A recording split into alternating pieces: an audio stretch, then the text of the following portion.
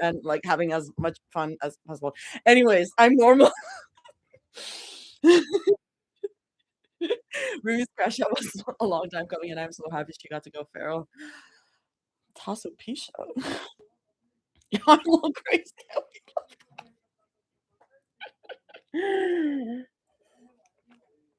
Let me actually calm down for real. How is everyone doing? Before I came into your day and like started screaming at the camera.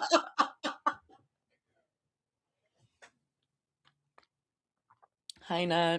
Thank you. Oh, yeah. Happy birthday, Mira. Well, happy belated. I did wish her a happy birthday on Twitter, but happy belated, Mira. It's cool that you're an Aries. I really get along with Arieses, if you know what I mean. So if you like want to give me a call, that is actually true. I do get along with Arieses. Um, I have 6 hours left of my shit, and I know 400 milligrams of caffeine is going great. That is so real. Um, Toss, don't judge me. You know what Mira does to me. Oh my God, Aaron, wait, Aaron, are you? Oh no, Sam. I hope you feel better soon. I'm sorry. I'm sorry. I hope you rest a lot and um hope you feel better soon. Take your medicine and eat some good food and sleep. Oh, I'm sorry. That sucks. Hmm. But I'm here now. Bring on the chaos and bring on the suffering. Toss judge her. Never. Toss is bestie. You know Toss is a real one. Toss is a fucking real one. I made this tweet, but I was doing my silly little polytrix presentation, and I'm talking about Tooth Company because I start off the presentation with Tooth Company, of course. And I'm like, so this is Tooth Company by Toss Lots of Sauce or just Toss. That's oof. Because that's oof. That's bestie. Have I Toast like party bottle to death for me. Why can't we share? That's what Juice Got is all. It's all about sharing. If the girls didn't share, they wouldn't. Well, a lot happened after that, but you know what I mean. You know what I mean. Yeah, how the hell do you get the inspo for 40K words? Well, because we were institution, she's an unshareable. No, I think we can still share. I think we can still share. Share the PowerPoint. Here's the thing about the PowerPoint, it is not very in-depth, and it's also very messy because I have to make it very last minute. I will probably make, like, silly little TikTok of me being like but I won't actually share it because it's not, like, actually ready for public consumption. It was just for a birthday party, and I had to really rush through a lot of things, and it's missing a lot of stuff because I tried to cover, like, the polytrix fandom as a whole, and also there's a lot of bias in it, so I don't know if I'll, like, share the full thing ever. But it was fun, and I might do, like, a TikTok of me being like, "Hi, this is the silly PowerPoint that I did." Um, says by the way, quote Um, okay. Also, hello, YouTube. I pulled up the YouTube live, but I didn't say hello. Hi, Sam on the YouTube. Um, let me share the screen. My windows are so funny. They are so hello. We have Dafik over here. 1.5 hours. Do you remember when Two's Company streams used to be like an hour, hour and a half at most per chapter? They also used to be every day. Two's Company summer. There is a lot to cover in this fandom, yeah. Remember when we were freaking out about Mira getting stabbed? Yeah, now I can say good old times. No, literally. No, 3 hours. Mira with Mary Jane. Oh my god. That was a crazy summer. It was a fun summer and I miss it. I miss it a lot. And now I have like responsibilities as an adult. Save me. But it's fine. The AI summary is so funny. The AI summary needs to be demolished. But I can't stop it. Okay, let's get this party started. Two's company, but they want a crowd. Chapter 42. Slipping through her fingers all the time. Maybe I'll play that as the closing song. Slipping through her fingers, part 3. Rumi's life tilts on its axis and she struggles to stay upright under the weight of everything she won't face. I have to go through the trigger warnings. Angst train choo choo. Wait, there's 42 chapters? Oh, yes. Angst train choo choo, indeed. I'm going to read the trigger warnings. Again, this was in the description, but just in case, please take care of yourself. So the trigger warnings are grief, trauma, suicidal ideation, self-harm urges, panic attacks, dissociation, insensitive treatment of muteness. So take care of yourselves, please. Here comes the pain of my child. This chapter deals with heavy themes. If you're not in a good headspace, it's okay to come back to this later. Smiley face. I do not know when we get into that stuff. Maybe it's later in the chapter, but I'm putting that here. Putting that for. Please take care of yourselves. Hello, Salty Race. I will be spreading this hashtag. I mean, if you make a shirt, it might go viral again. Okay, I'm gonna turn on the. I'm not turning on the lights just yet. It's a little dark, just like this chapter. Okay. Mira woke with a small shiver, not from the cold. I did put I feel cold though in the PowerPoint. And I put the Strawpage drawing that someone did of I feel cold Zoe, and everyone at the party was like, oh my god, that freaking Strawpage, hello. Mira woke with a small shiver, not from the cold. The room itself was warm enough, the blankets heavy and familiar around her shoulders. It wasn't a sound that pulled her out of sleep either. No noise in the hallway, no phone buzzing, no nightmare unraveling at the edges. Just a feeling. Something quiet and insistent, like a strange full body awareness that something wasn't right. For a moment, she stayed where she was, hovering in that soft space between sleep and waking, trying to catch hold of the feeling before it slipped away. Mira had learned a long time ago that her body noticed things before her mind did. Tiny shifts in the air, the wrong kind of silence, the subtle absence of something that should be there, especially when it came to them. Even half asleep and buried deep in dreams, she knew the differences, the small ones most people would miss entirely.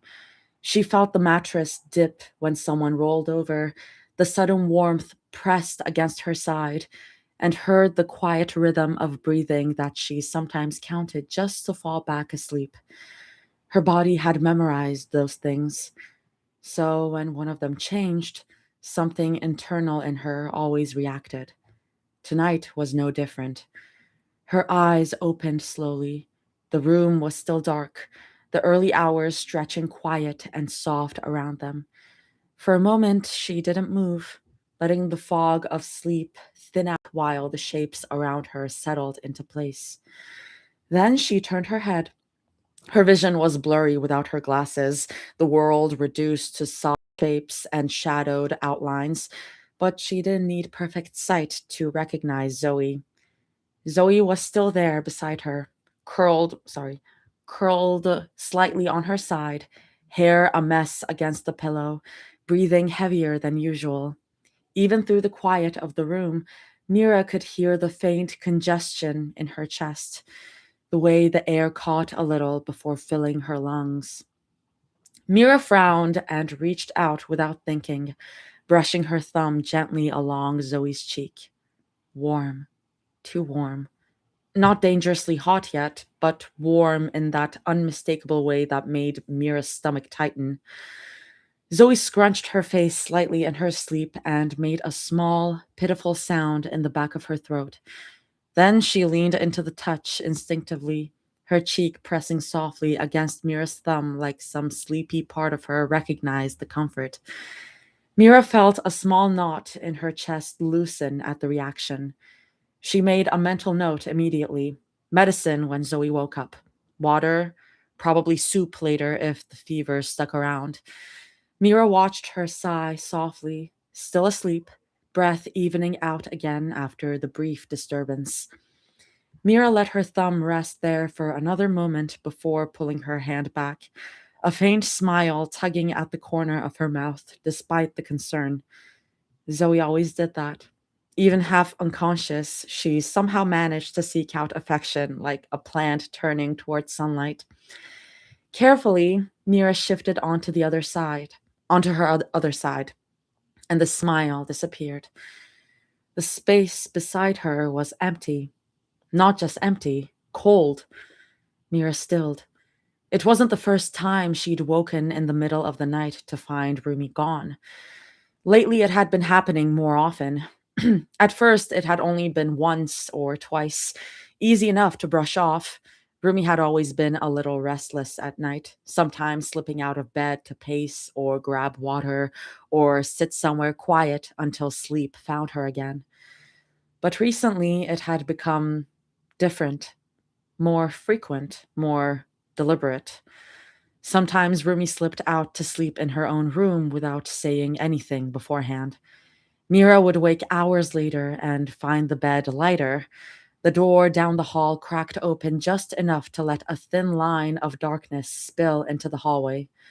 Other nights, Mira would notice the bathroom light glowing faintly beneath the door, the quiet hum of the fan running while Rumi lingered inside. And sometimes she was just gone, vanished quietly, like she'd been careful not to wake anyone. And then, hours later, she would return just as quietly, sliding back under the covers with slow, practiced movements, redistributing the blankets, settling herself into the mattress as if she'd never left at all, like she didn't want anyone to notice. Mira noticed, anyway. She always did. Her gaze lingered on the empty pillow beside her now, on the slight dent where Rumi's head had rested earlier. The blanket was pushed aside just enough to show where she'd slipped out. Her chest tightened. Ever since the police station, things had been different. They'd all been shaken by it, of course. Anyone would be. What they'd relived that night had been enough to fracture anyone's sense of reality. But Rumi had been the one who cracked open. Mira still didn't really know what had flipped the switch in her. Outbursts didn't feel right. Breakdown felt too clinical, too neat for something that had been so messy, and whatever it had been, Mira had never seen anything like it from her before. Raw, uncontained, scary in a way that stuck under her skin. Rumi had always been quiet, sure, reserved, careful with herself in that way people were when they'd learned early on that the world didn't always treat softness kindly. Oof. But there had always been something steady underneath that, something resilient. The girl who had walked into their lives months ago had been fragile in some ways, yes, but she had still felt present, still felt anchored to the world around her, still capable of reaching back when someone reached for her. But the girl who came back from the station, Mira swallowed. She felt different, like something inside her had folded inward. Since that night, Rumi had been slipping further and further into herself, not in loud, obvious ways, nothing dramatic, nothing that would alarm a stranger watching from the outside, just small things. She spoke less, laughed less. Sometimes Mira would catch her staring at something for too long, a speck on the counter, a spot on the wall, the floor beneath her feet, like she'd drifted somewhere deep inside her own head and forgotten how she'd gotten there. She moved through the apartment like she was following a script someone else had written for her. Cook, clean, sit with them on the couch, smile when Zoe said something ridiculous. Technically there, but not really there. Sometimes Mira would look at her and feel like she was watching someone stand halfway out the door, like Rumi had one foot planted firmly in their life and the other braced somewhere else entirely, somewhere distant, somewhere cold, ready to leave if something pushed her too hard. Mira hated that feeling, hated the quiet distance in Rumi's eyes lately, hated how unreachable she'd started to seem. She tried everything she knew how to do: soft jokes, light teasing, pulling her close on the couch when she noticed Rumi drifting, letting her sit in silence when it seemed like talking only made things worse, giving her space when she thought maybe that was what Rumi needed instead. None of it stuck. Every time Mira thought she'd managed to reach her, thought she saw a glimpse of the girl she'd fallen for again, it was like her hand slipped right through the cracks, slipping through my fingers all the time. Jesus.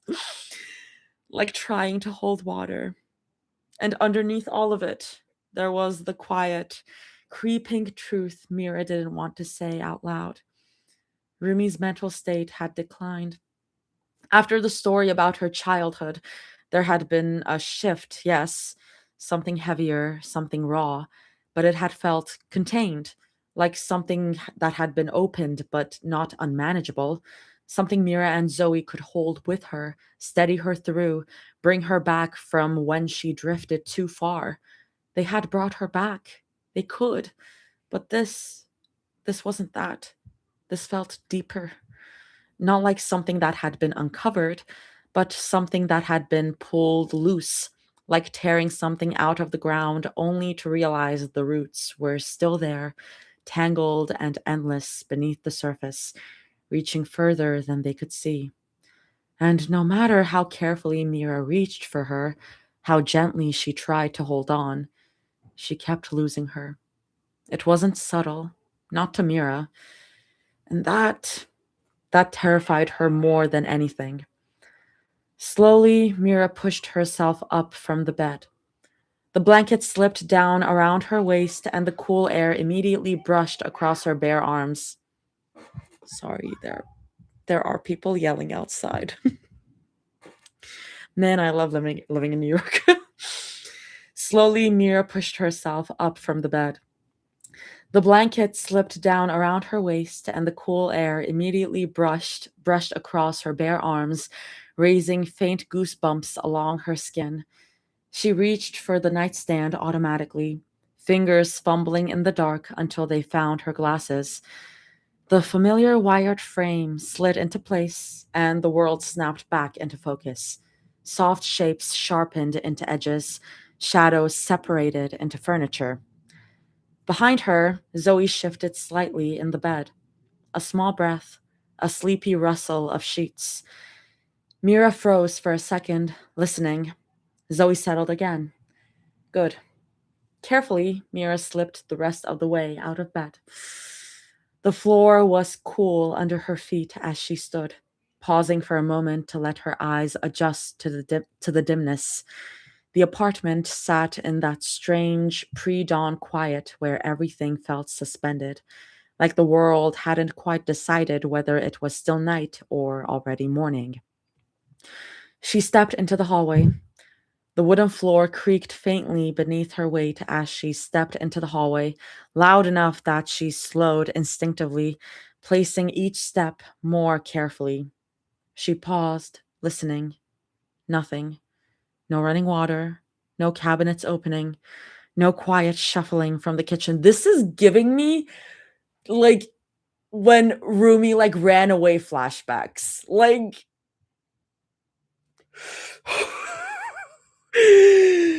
her gaze moved automatically toward the bathroom, dark, then toward Rumi's room.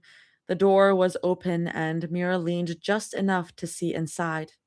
Empty. Her chest tightened, not sharply, not suddenly, just a slow, familiar pressure settling in beneath her ribs. She lingered there for a moment longer than she needed to, staring at the untouched blankets, the stillness of the room. Then she moved again. Rue? She called softly. Her voice barely disturbed the silence. It seemed to disappear almost as soon as it left her mouth. No answer. The kitchen was dark, chairs pushed in, counter clear, sink empty, nothing out of place. The living room looked untouched. For a brief second, a worse thought flickered through her mind. What if she left? Rumi had never done that before. Not without saying something, not without at least leaving a note. But lately, Mira pushed the thought away before it could root itself. Her gaze moved across the room again. That was when she noticed the curtains. They were pushed aside just slightly, but enough to see a faint silhouette behind the glass sliding door. Mira's shoulders loosened with a quiet exhale she hadn't realized she was holding. There you are. She walked toward the door and slid it open carefully. Cold air rushed in immediately, brushing against her arms and neck. The balcony was darker than the apartment behind her. Only the distant glow of streetlights reached this high, painting everything in dull silver and shadow. Rumi sat on the floor near the railing. A hoodie swallowed most of her frame, the fabric bunching around her shoulders and falling loose over her knees. The sleeves were pulled down over her hands, hiding her fingers completely. Her knees were drawn tightly to her chest, arms wrapped around them, small, like she was trying to take up as little space in the world as possible. Like if she made herself compact enough, the world might stop noticing her altogether. The wind tugged lightly at the loose strands of her hair, lifting them and letting them fall again. She didn't react, didn't even seem to feel it. She was staring straight ahead, not at the city, not at the streetlights, not at anything in particular, just out. And suddenly, Mira understood why her body had woken her up. Because even from across the room, even through sleep, some part of her had felt the distance. Hashtag soulmateisms. Mira stood there for a moment before stepping outside, doors sliding shut behind her with a soft click, sealing the apartment's warmth away. The cold bit sharper out here, not brutal, but enough that it crept quickly across her skin, curling around her bare arms and the back of her neck. Rumi didn't react to it. Or maybe she did and just didn't care. Mira watched her for another second, the way you watch something fragile before deciding how close you're allowed to get.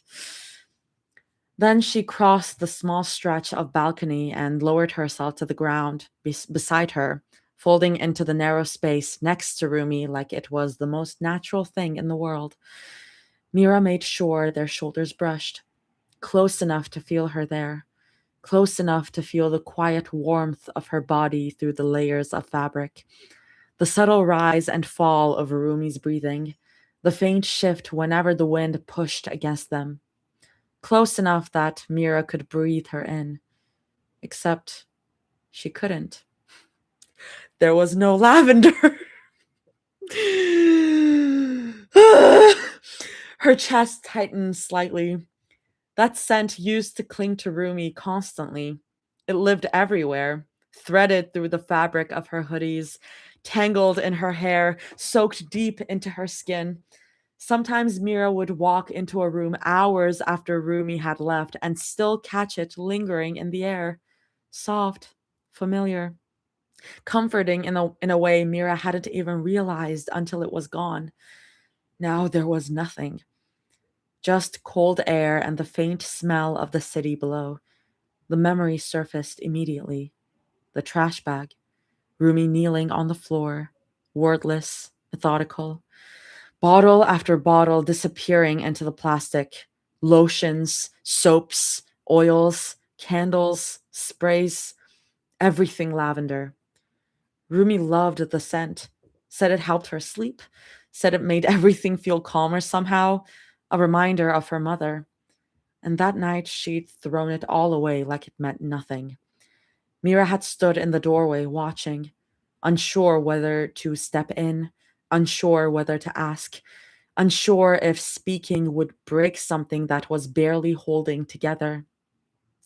In the end, she had stayed silent because the look on Rumi's face had made the answer very clear. Don't ask. Not right now. Maybe not ever. Mira still didn't know exactly why Rumi had done it, but she had a feeling. A quiet, ugly one that kept pointing in the same direction, toward the man sitting in a cell right now. Mira forced the thought away. Not tonight. Tonight was already heavy enough. Silence settled between them again. Not uncomfortable, just heavy. Mira turned her head slightly, letting herself really look at Rumi. It was something she'd always loved doing, studying the little details of Rumi's face when she thought she wasn't being watched, memorizing the way her expressions shifted, the subtle lift of her eyebrows when she was amused, the tiny crease that appeared between them when she was concentrating. Usually it made Mira feel warm, grounded, lucky. Tonight it did the opposite. Her stomach twisted. Rumi's gaze was distant, unfocused, like she was looking straight through the city instead of at it. Her eyes were red rimmed and swollen, the skin beneath them faintly puffed from hours of crying. The faint shine of dried tear tracks streaked down her cheeks, catching the weak glow of the streetlights below. God, how long had she been sitting out there? Mira's chest ached at the sight. Rumi had always had bright eyes. That was the first thing Mira noticed when they met. Warm, brown, alive with a kind of quiet curiosity that peeked out even when she tried to hide it, even when she was nervous, even when she was pretending she wasn't paying attention. Those eyes used to catch the light so easily. Now they looked dull, muted, like someone had reached inside and turned the brightness down. Mira swallowed hard. Looking at her like this felt strange, like staring at the outline of someone she loved. The shape was still there, same face, same quiet presence beside her, but something inside it had gone dim.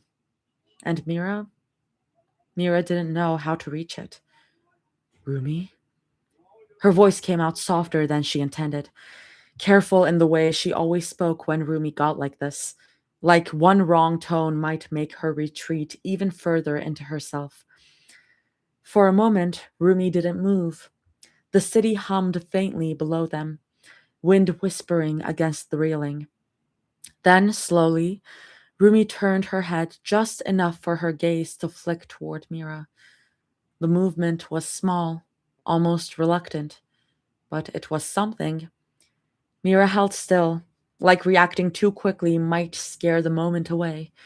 From this angle, the street lamp across the road caught along the curve of Rumi's throat. Her eyes immediately snagged on the faint discoloration there. The rashes, the scratches.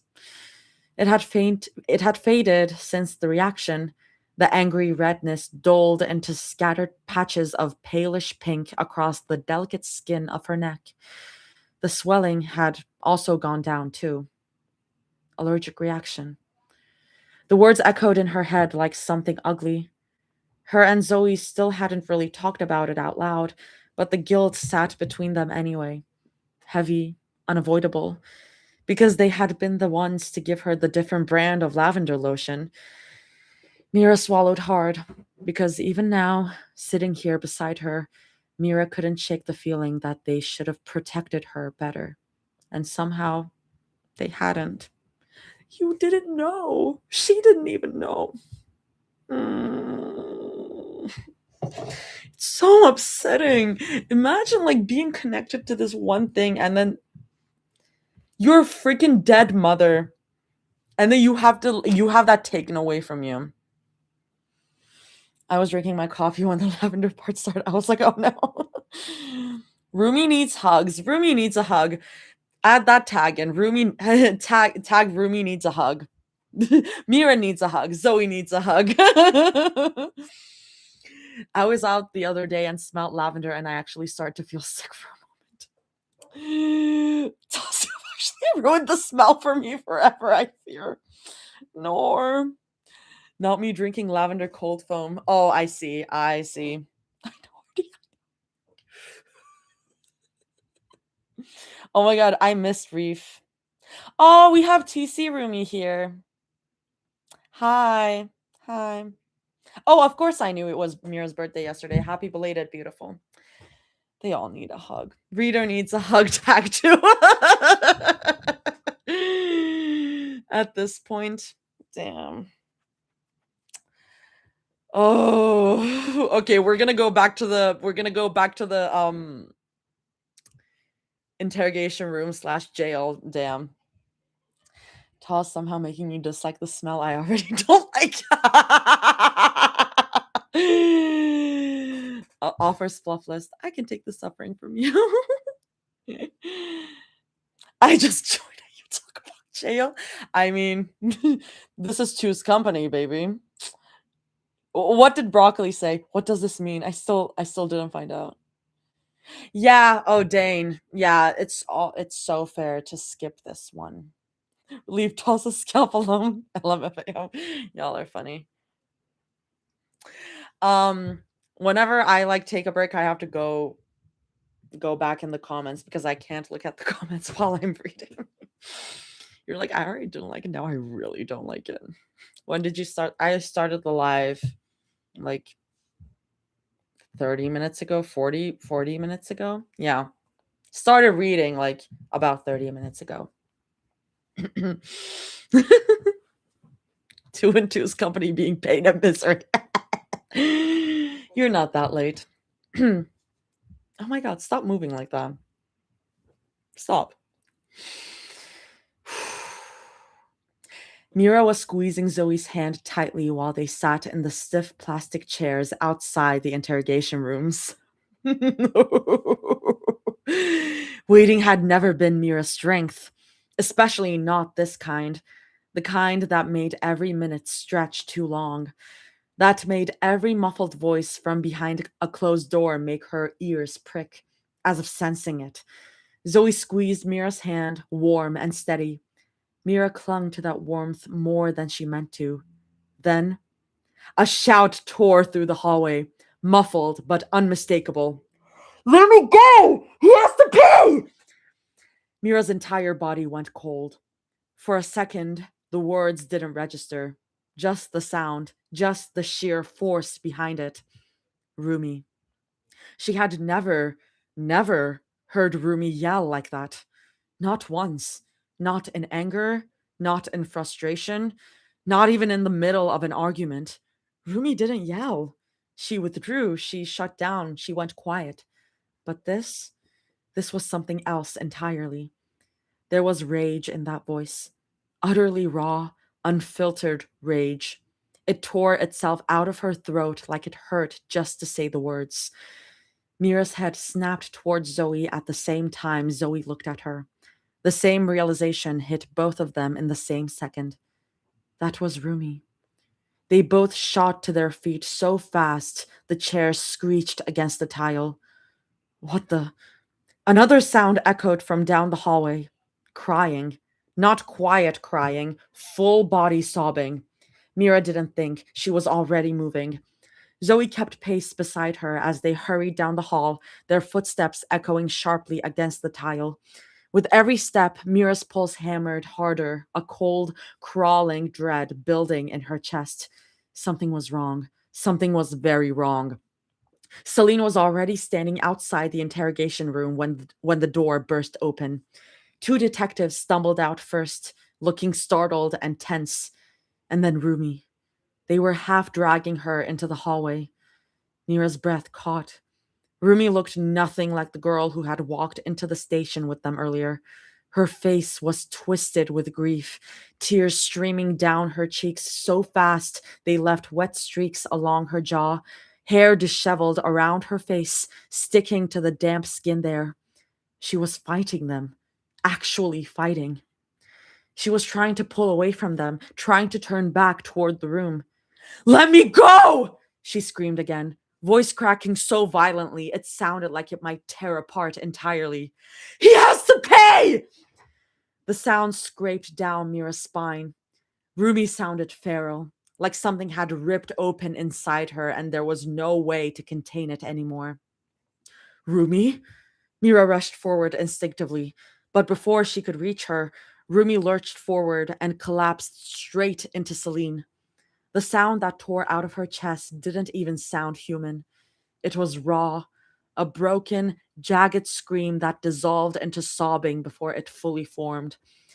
Celine barely managed to catch her as Rumi clung to her like she was drowning, fists twisting desperately into the fabric of Celine's coat, as if letting go would mean falling apart completely, words spilling out of her in frantic, tangled bursts. "They killed her! They killed her! My Oma! My Oma!" Her voice cracked into a hoarse sob. Mira felt the air leave her lungs. Killed.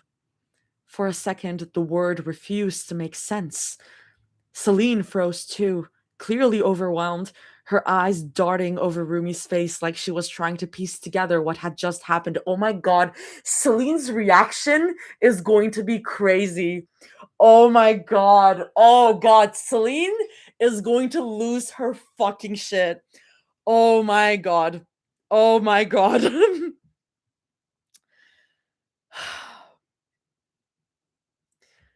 Wait, like trying to piece together what had just happened.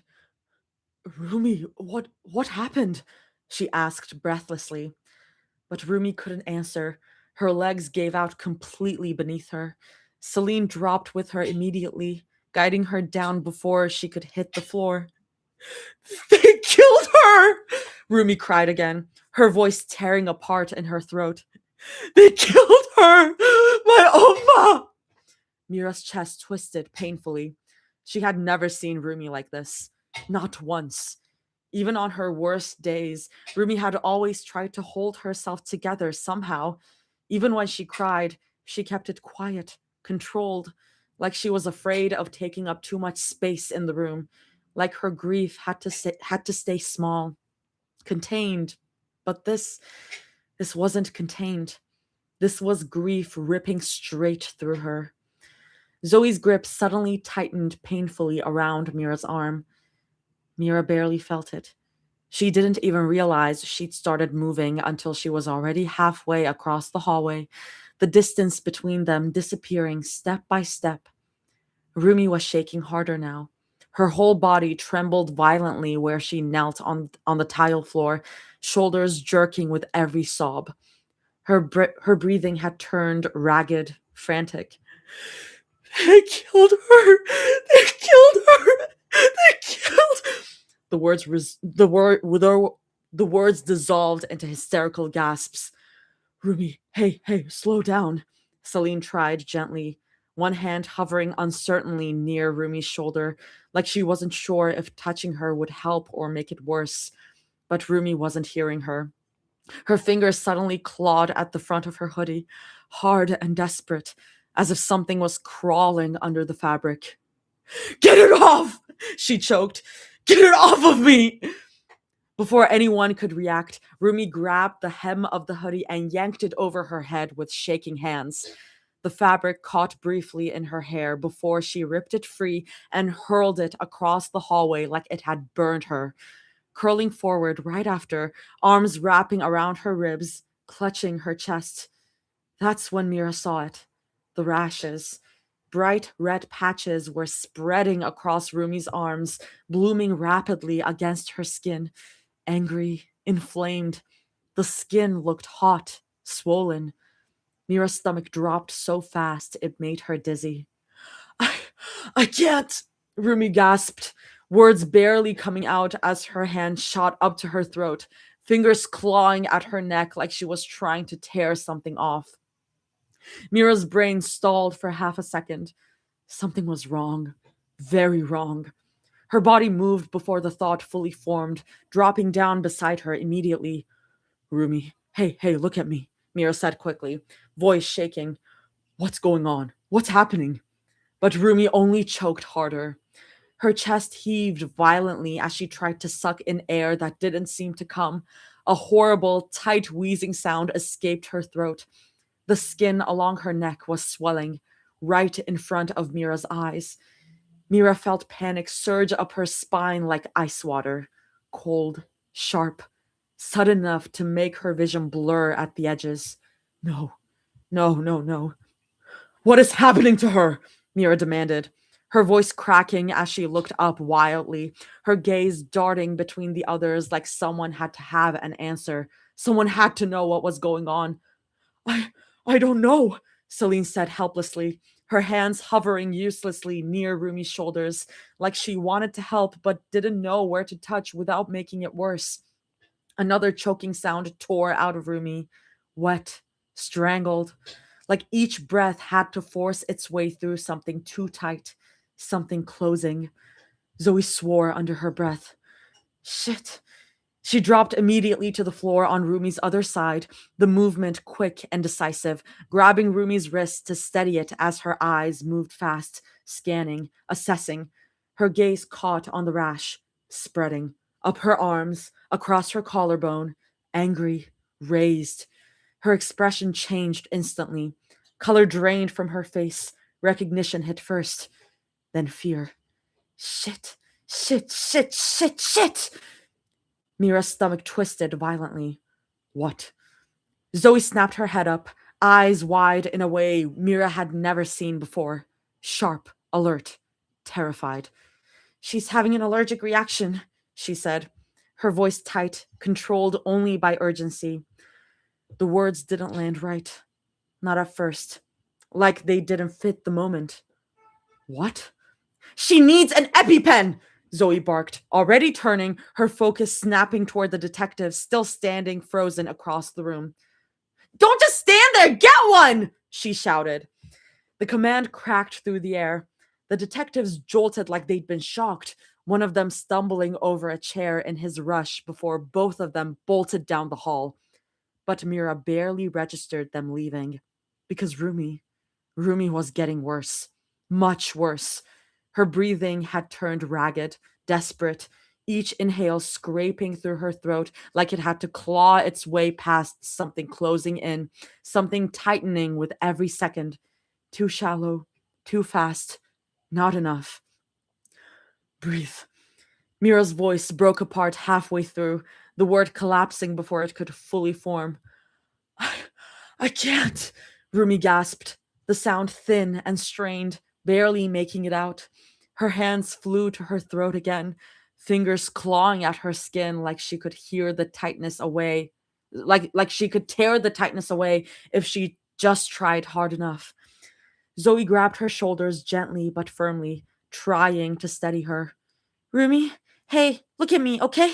Stay with us. But Rumi couldn't focus. Her head jerked side to side, breaths coming faster and faster in panicked bursts. Air. She needed air. I can't. Her chest heaved violently as she tried to drag oxygen into lungs that suddenly felt too small. The wheezing sound coming from her throat made Mira's stomach lurch. Mira felt something inside her chest fracture. No, this wasn't happening. She leaned closer immediately, grabbing Rumi's hand without thinking, fingers shaking so badly she nearly missed. Hey, listen to me, Mira said quickly, her voice breaking. You're okay. You're okay, Ru. Just what? Breathe? Because Rumi was trying. God, she was trying. Her entire body was straining for air. Her fingers dug painfully into Mira's hand as she gasped again, her chest jerking violently with the effort. Tears streamed down her face. I can't, Mira, she cried hoarsely. Help me. The sound ripped straight through Mira's chest. Rumi twisted suddenly, her body folding forward as another wave of choking breaths tore through her. That horrible wheezing whistle filling the hallway. Zoe's eyes were glassy too, panic filtering, oh my god, panic flickering through them despite how hard she was trying to stay calm. Rumi, fuck, just hold on, Zoe said, gripping her tightly. You're going to be okay. Mira felt like the floor was tilting beneath her. Everything was happening too fast and too slow. Every second stretched unbearably long while Rumi fought for air right in front of her. Rumi, stay with me, Mira pleaded, her voice cracking completely now. Look at me, okay? Look at me. Rumi's eyes flickered toward her. They were wild, desperate. Mira had never seen fear like that in them before. I'm here, Mira said quickly, squeezing her hand tighter even though her own fingers were shaking. I'm right here. Just keep breathing. Another choking gasp tore out of Rumi's throat. Her chest heaved violently again, but the air still wasn't coming. Mira had never felt so helpless in her life. Rumi started to wheeze.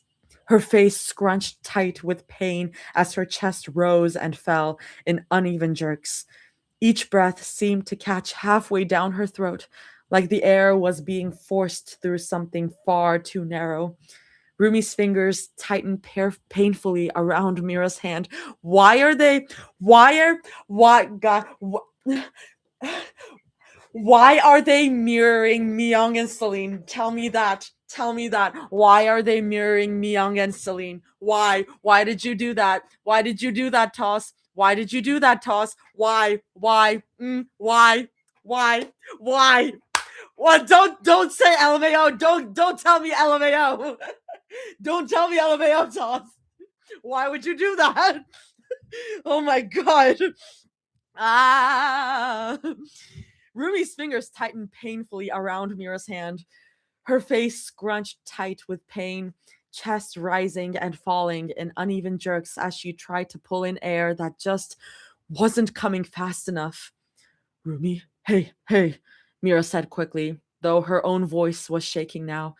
Rumi's eyes were glassy and unfocused now, darting wildly between faces as more panic flooded them, as her breathing turned sharper, louder.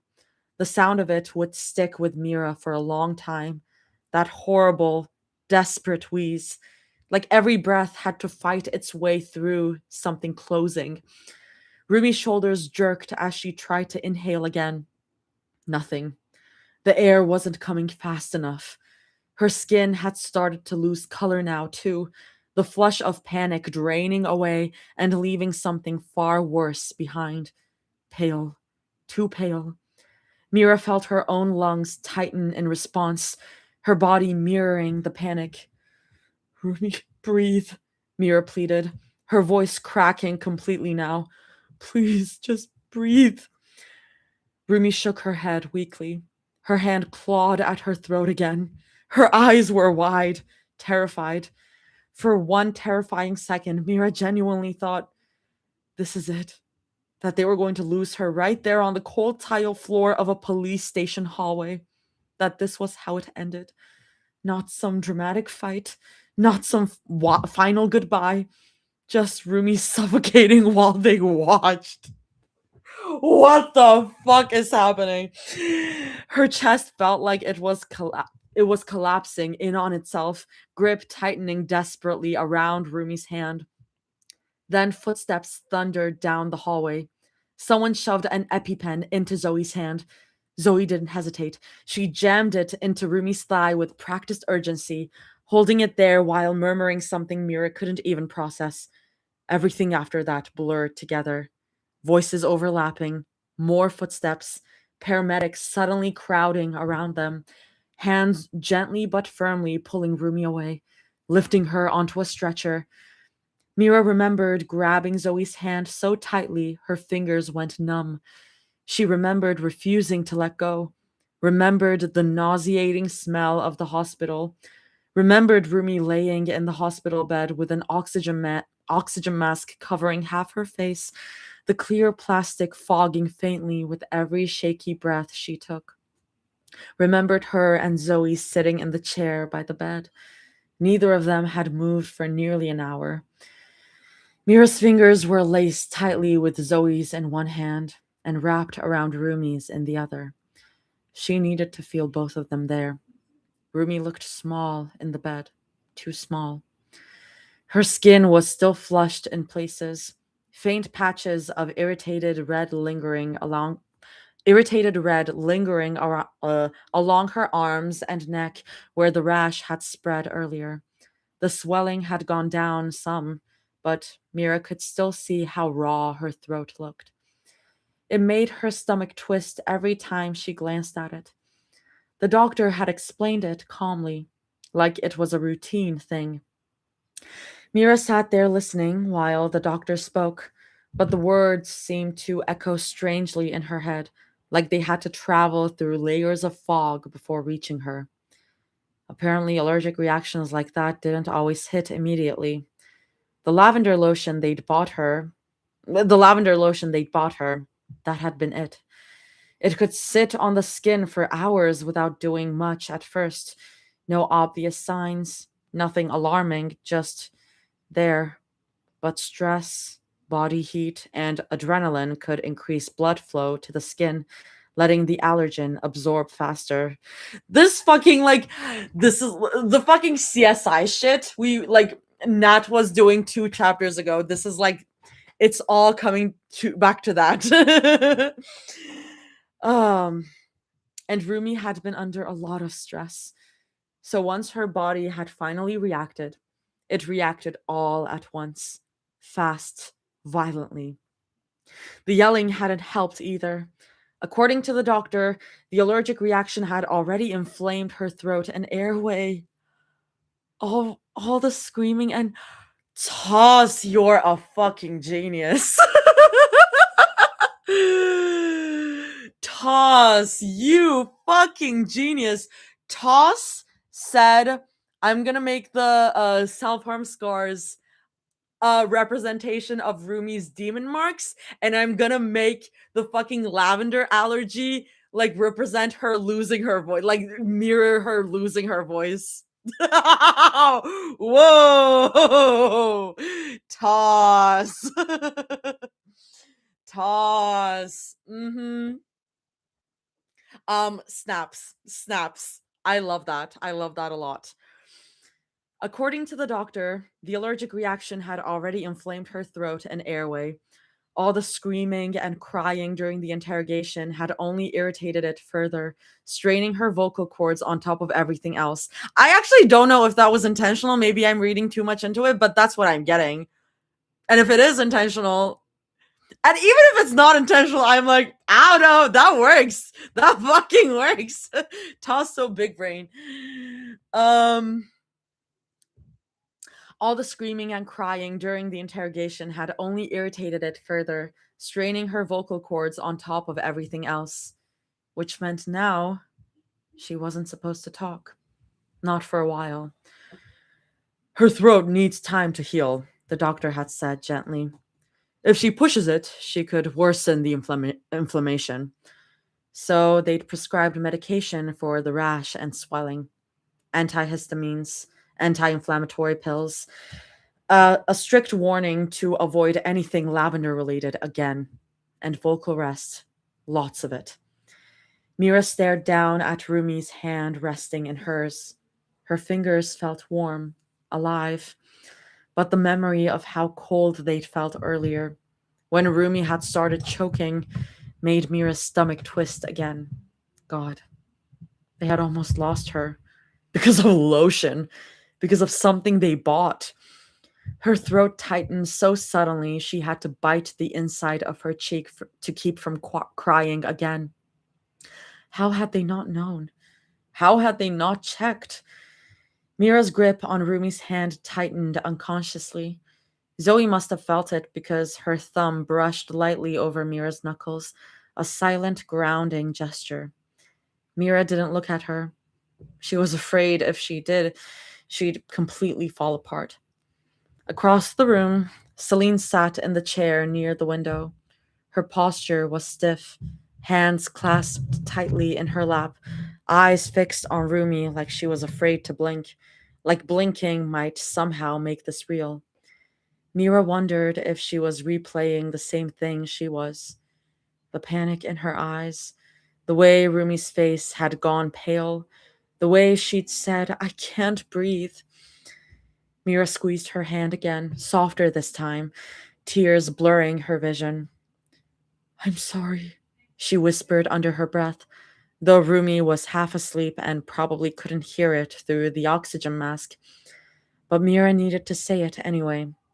Sorry they hadn't protected her. Sorry they hadn't noticed sooner.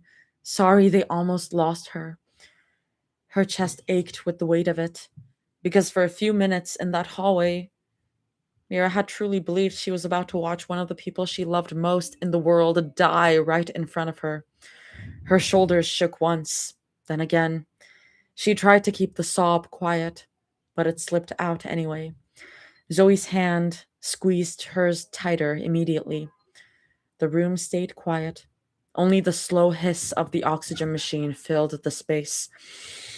And Mira sat there between the two people she loved most in the world, holding their hands, trying to convince herself that they were really still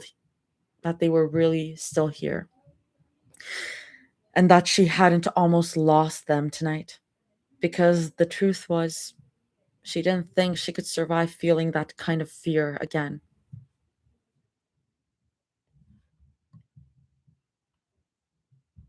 Yeah, Toss said, remember how Zoe and Rumi were feeling when Mira got stabbed? I'm gonna inflict that on Mira now. It's Mira's turn.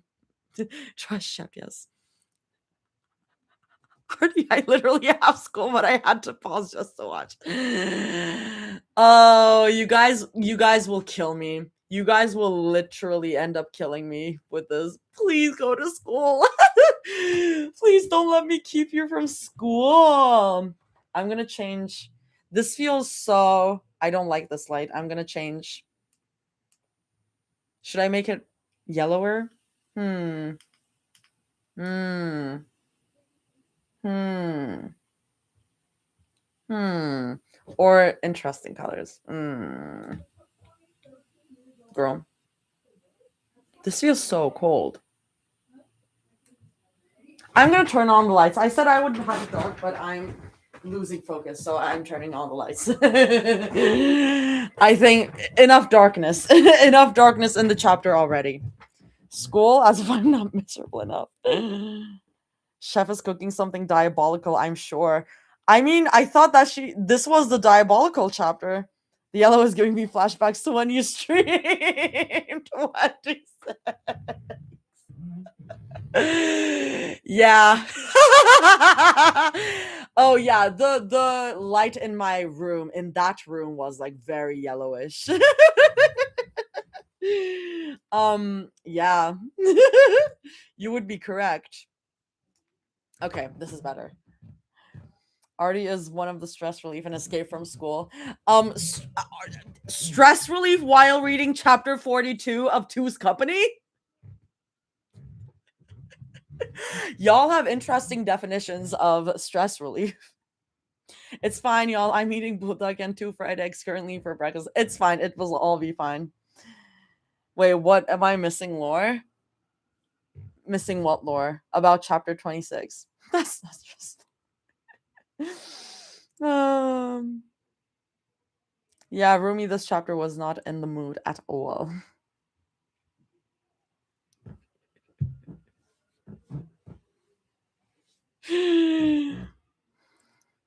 How am I supposed to save the world when I don't have my voice? Anyway. It's fine. I'm not thinking about the parallels. Fantasy stress is very different from real life stress. Like chapters 26 and up. Oh, 26 plus. Oh, yeah. Chapters 26 and up. Chapters. Was it like between chapters 26 and. Wait, I will need to like. Let me pull up another window of Two's Company and check the chapters too. Because when I one of the first chapters I streamed here. The breakup was back when I was in the old room. And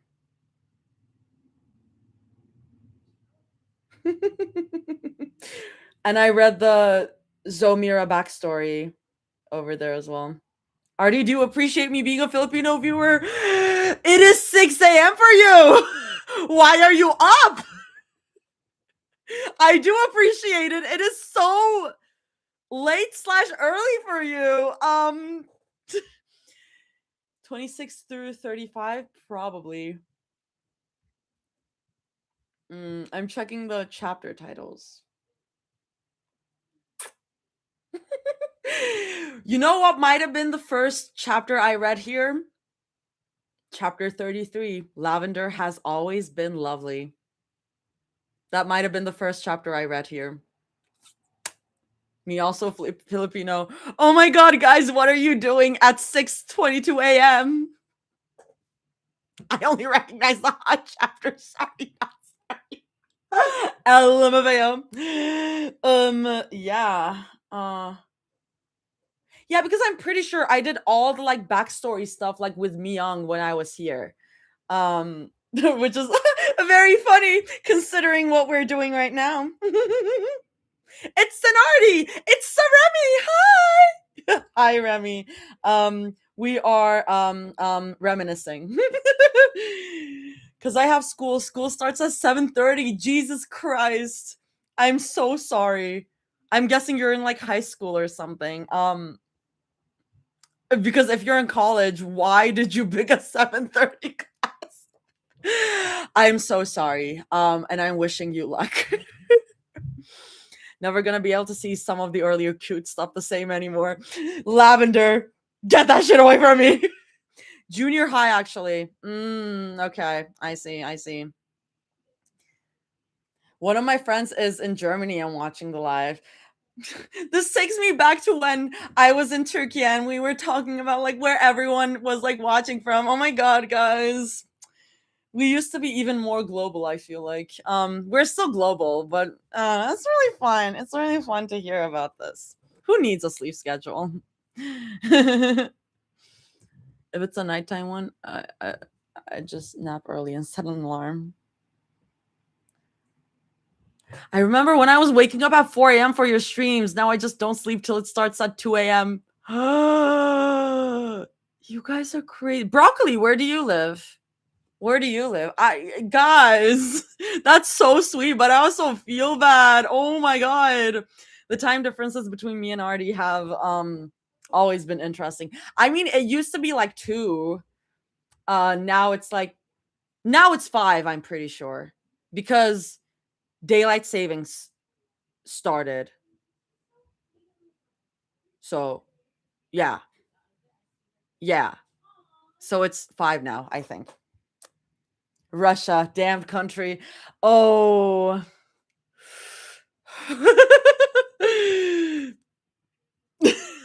Sorry, dude. But real. As someone who comes from hashtag damned country, Siberia.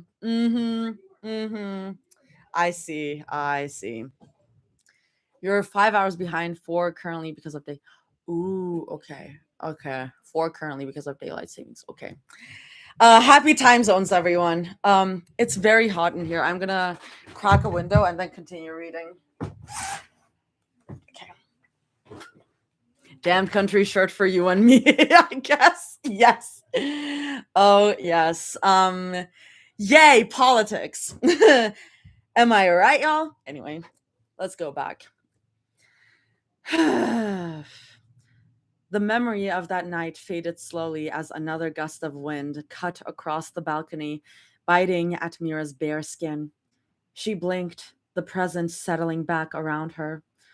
Her hand lifted without thinking, brushing quickly beneath her eye, catching the tear before it could fall any further. For a moment, she stood there, unmoving, her gaze fixed on the street below. She understood now. She understood what Zoe and Rumi had meant by tenfold when they talked about that night with her, watching her almost bleed out while they sat there helpless. What it felt like to sit there and watch someone you loved slip somewhere you couldn't follow, to see it happening in real time and still have nothing you could do to stop it. Before, she had listened, she had sympathized, but she hadn't really understood. Not until she watched Rumi almost. Mira swallowed hard, the thought cutting off before it could finish forming. She understood now. The helplessness, that horrible feeling of being trapped in your own body while someone you loved was falling apart right in front of you, and there was nothing you could do to stop it. All she could do was sit there and watch Rumi's skin turn red and angry, watch her throat swell, watch her struggle to breathe. The memory still made Mira's chest tighten. It had scared her in a way she wasn't sure she'd ever fully shake. And yeah, she could admit it now. If Rumi ever told her she was willing to put herself in danger like that again, like Mira had once said she'd be willing to take a knife again, she'd probably lose it too. Because seeing someone you loved hurt themselves on purpose, knowing they were willing to throw themselves away like that, the thought alone made something in Mira twist painfully. She sniffed quietly and turned her head. Rumi was sitting exactly the same way she had been before, small, folded in on herself. Her fingers were pressed lightly against the side of her throat, absent-mindedly tracing the skin there. The motion looked unconscious, like a habit her body had picked up without asking permission. Mira noticed immediately. Her eyes lingered on the spot. The doctor had said her throat would heal, and it had. Physically, at least. The swelling had gone down a week ago. The rash had faded. Her breathing had gone back to normal. But Rumi still rarely spoke. Mira had started noticing it slowly at first. Short answers, quiet murmurs, then fewer words altogether. Now, most days, Rumi barely used her voice at all. Mira didn't know if it was because of the police station, or the grief about her mom, or the memory of choking on her own breath while panic clawed through her chest.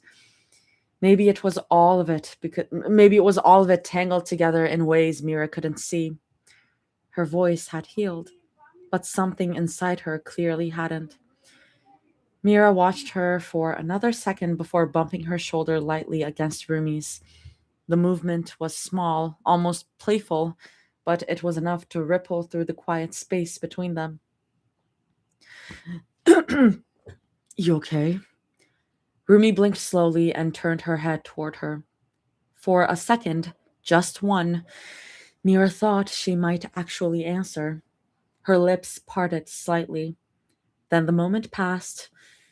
Instead, Rumi reached into the pocket of her hoodie and pulled out her phone. The faint taps of her fingers against the screen sounded oddly loud in the still air. Mira watched her type.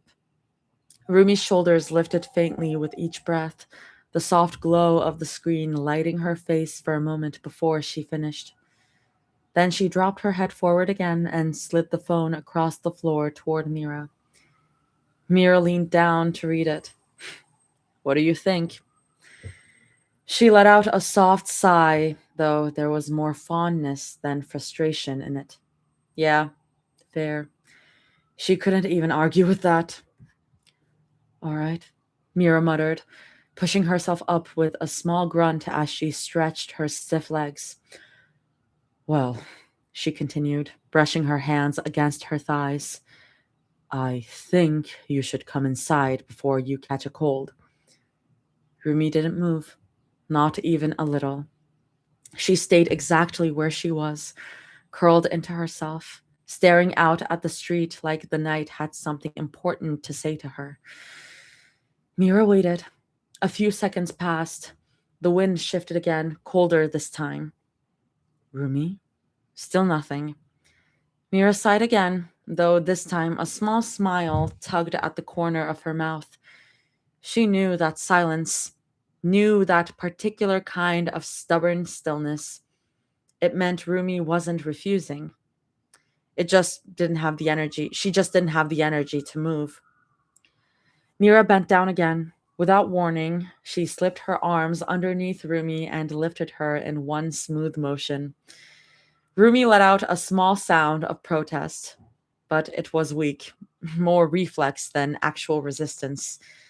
A second later, she curled instinctively against Mira, arms wrapping loosely around her neck while her legs hooked around Mira's waist.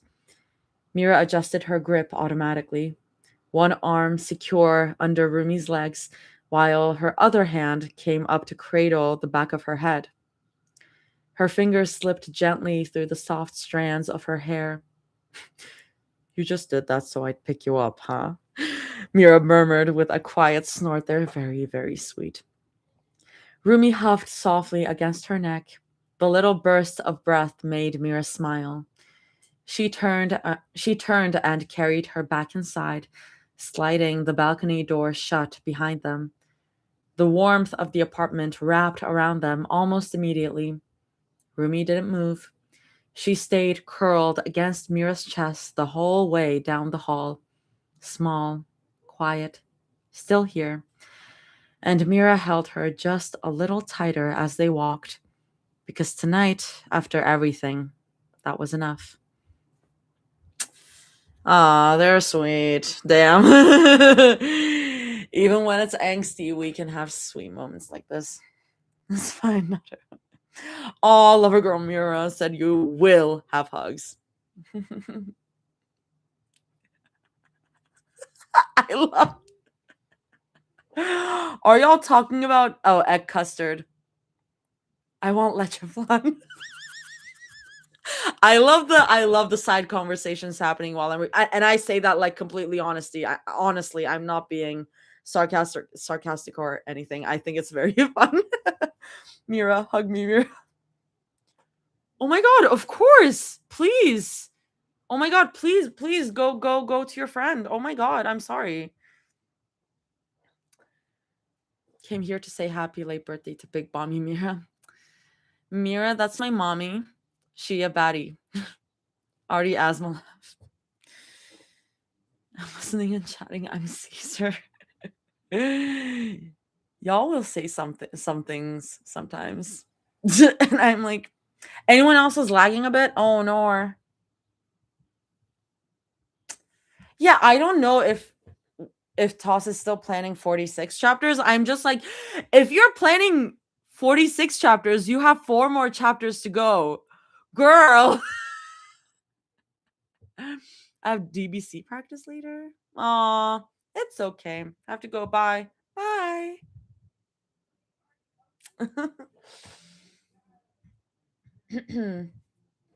I'm wondering if I should later.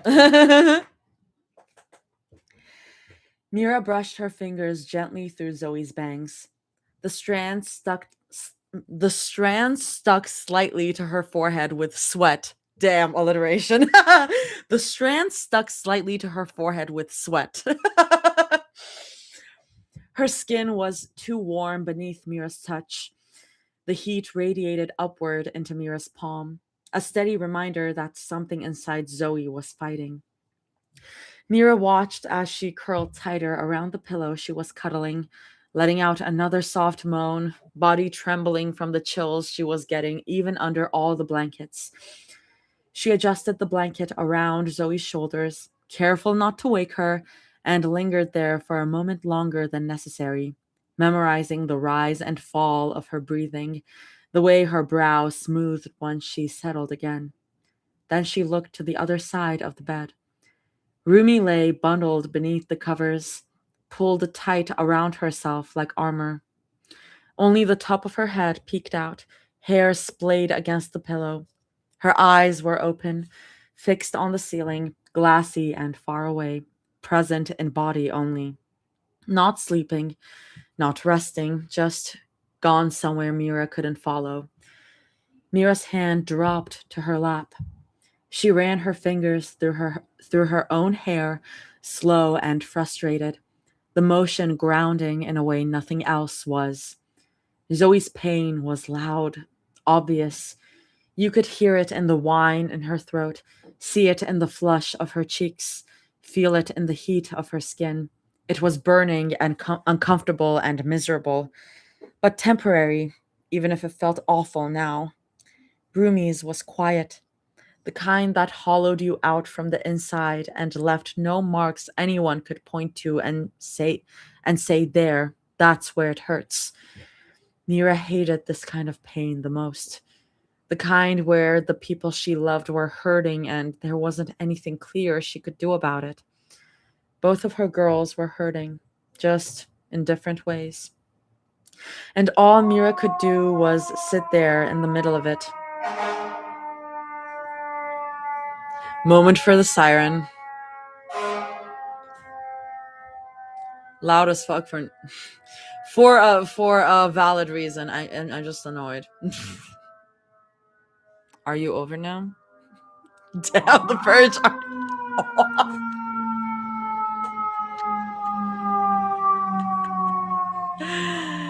Yeah, that's a fire truck.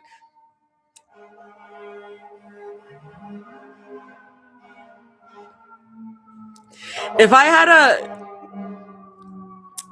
had a dollar for every time I mentioned that I live next to the fire station, the purge already go be gay, do crime. Sirens do love doing that, especially on my streams. Both of her girls were hurting, just in different ways. And all Mira could do was sit there in the middle of it, heart pulled painfully between them, wishing love was enough to fix things that medicine and words couldn't touch. She wished that she could take Zoe's cramps away, wished she could pull the fever right out of her bones, wished she could crawl inside Rumi's head and untangle whatever darkness had wrapped itself around her heart since the station. But she couldn't. All she could do was take care of the little things: food, medicine, warmth, being there. It felt small compared to what they needed, but it was what she had. Mira exhaled softly and pushed herself up from the edge of the bed. I'm going to the store to get some groceries, she murmured gently. I'll make something when I get back, okay? Take care of each other, okay? Mira added quietly. She leaned down first, pressing a soft kiss against Zoe's hot forehead. Zoe sighed faintly at the contact, still half buried in the blankets. Then Mira stepped over to Rumi. For a moment, Rumi didn't move. Then she leaned forward just enough to meet her halfway. Mira pressed a gentle kiss to her forehead too, letting it linger a second longer, just to remind her, you're still here. I still see you. That was a short little section, so I'll keep this short. What's happening? I just joined and I'm not up to date. Stop attacking me. That siren also happens around 12 a.m. Well, yes. Nothing, don't worry. I don't want to spoil it for you if you haven't read it. Have you read chapter 41? And do you know who Mira Stabber is what I would ask. Do you know whose Mira Stabber is, and what does lavender mean to you? What do you think about when you hear the word lavender? Tell me. Uh, I feel bad. I'm back. I can still watch. Our band instructor isn't here yet. Let's go. Oh man. Oh man. So what happened is that hi. What happened is that if you haven't been caught up to date, and if you don't mind spoilers, if you mind spoilers, I would suggest that you click off. And I don't mind. I won't be hurt, I swear. I personally feel traumatized when I hear. So what happened is that Mira Stabber is Rumi's biological dad, and they went to basically talk to him. They interrogated the police interrogated him, and the police also wanted to speak to Rumi, Mira, and Zoe. So they saw him. Rumi saw him, Mira saw him, and Rumi realized that her biological dad's her biological grandparents actually basically murdered her mom via lavender poisoning. How do you feel about lavender is the new do you listen to Girl in Red? Wrong. Selena's that's why I say biological dad. I haven't read this. What? I haven't read this. This is Two's Company. Oh my god, that's insane. Yeah, it is. It's been wild. It's been crazy. It's been a lot of screaming. Toss, why are you raising your hand, Toss? Who's been victimized by Toss? Toss, is that you answering that? Have you been personally victimized by yourself? This fic is wild. I love, first of all, let me say I love that Sunny is reading Two's Company on Twitter right now, because I remember the time when Sunny made that chart. I have that chart in my PowerPoint, by the way. They made the chart of like Toss, Demo, Jaime, and Leah. And they were like, oh, here is Toss. Toss has Two's Company. Two's Company is angst. And I'm like, no, Two's Company didn't start off as angst. It like got into like relationship angst. It was like more of a hurt comfort thing. And then the stabbing happened. And now it's a crime drama. It's so wild. This fic gave me many crash out and screaming and crying and giggling. It's just a roller coaster. It's so crazy. It's so fun though. I really enjoy it. Two's Company started off being like, oh my god, look at the girls going on like a little hangout, eating very, very spicy wings. They're eating spicy wings. Ha ha hee hee. Aren't they so funny? Oh my god, look at them like completely unable to eat the wings because it's so spicy. Hee hee. Oh my god, look at them at the aquarium date. They're so cute. Hee hee. Bam, Mira gets stabbed. Bam, Rumi's dad is the stabber. Bam, Rumi almost dies due to an allergic reaction to lavender lotion. Remember when Two's Company was our comfort fic to recover from when the sky breaks was? The band, the drama. Yeah. Anyway.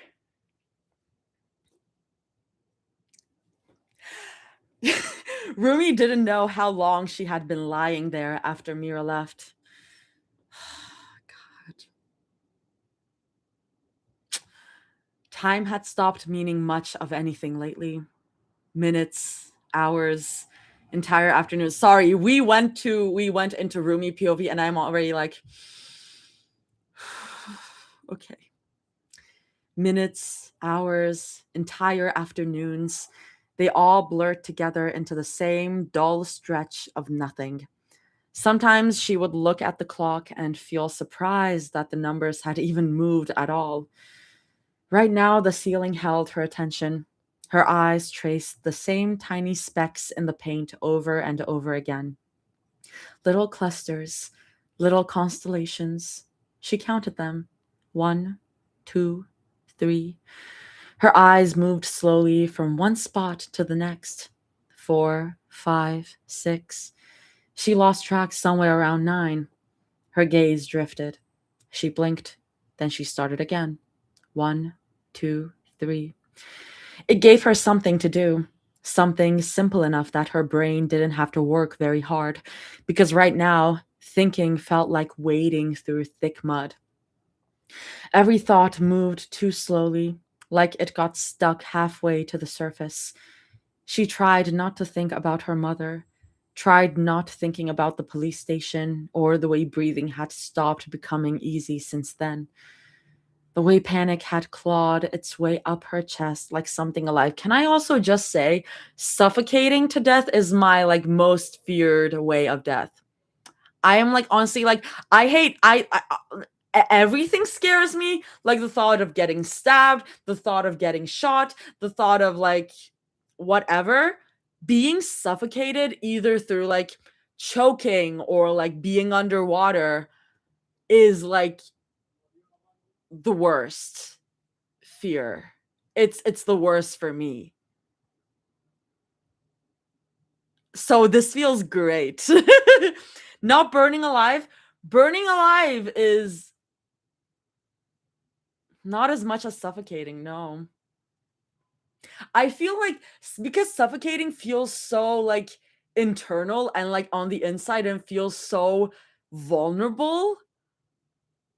I don't know. Yeah, slow death. Yeah, cuz like it's slow death. Yeah. It's also just the sensation of like running out of breath. I will like literally start to feel panicked when I like run out of breath while I'm singing. So like that's already imagine imagine how it is in my from my perspective. But yeah, like it's not that I'm not terrified of other ways. It's just that that takes the number one spot. Running out of breath sigh. I was like, damn, the helplessness of life just slipping. No, exactly.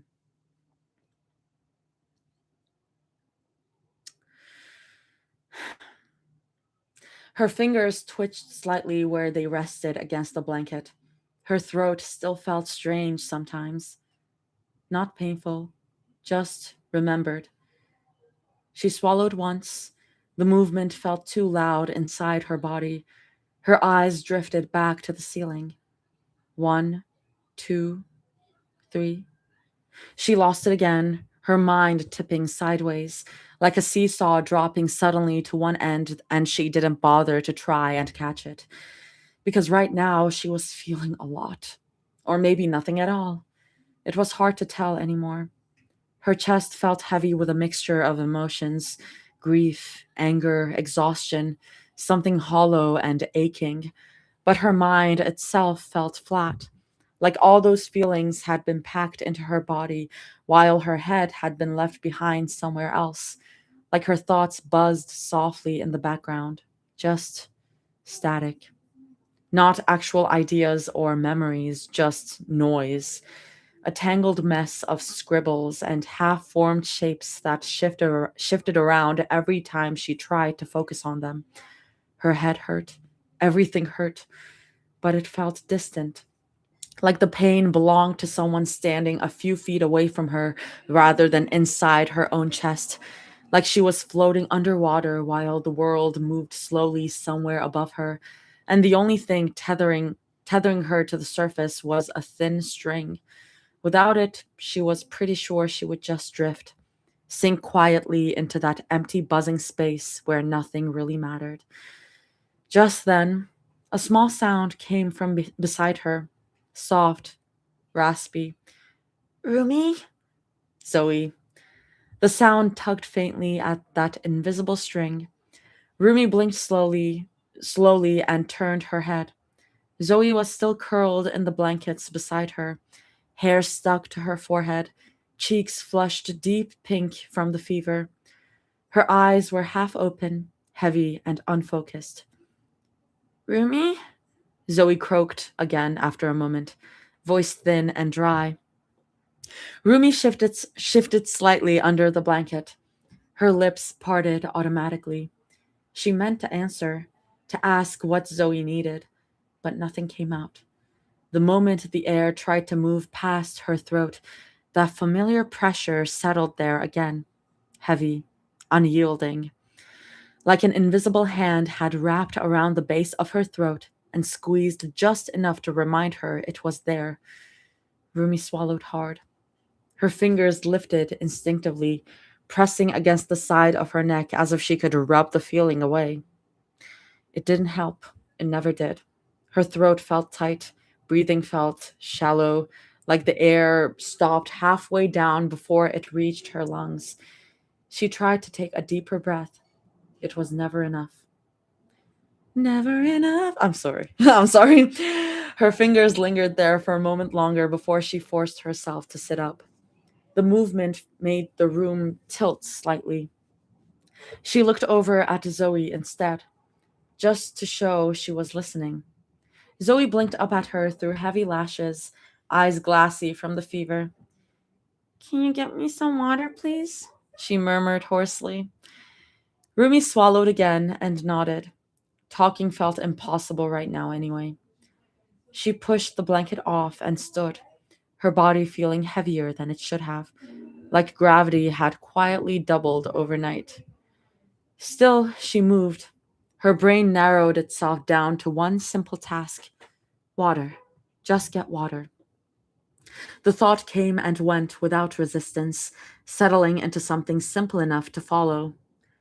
She moved through the apartment slowly, bare feet quiet against the cold floor, each step steady but distant, like the motion belonged more to habit than intention. The silence wrapped around her again as she stepped into the kitchen, thick, undisturbed, the kind that made every small sound feel louder than it should. Cabinet, cup. Her hand opened it automatically, feels closing around a glass without needing to look. Fridge, water. She pressed the dispenser, and the stream poured out in a steady line, clear and uninterrupted. The sound filled the room, louder than expected, echoing faintly against tile and cabinets, cutting through the stillness in a way that felt almost too sharp. She watched it, the way the water rose, the way it curved against the glass. Her mind stayed blank. Just the sound, just the glass, just the task. If this wasn't Rumi dissociating, this would have been a very nice like meditation moment. I was like, yes, just watching the water fill up the cup. But no, girlie's dissociating. Oh. When it was full, she released the button.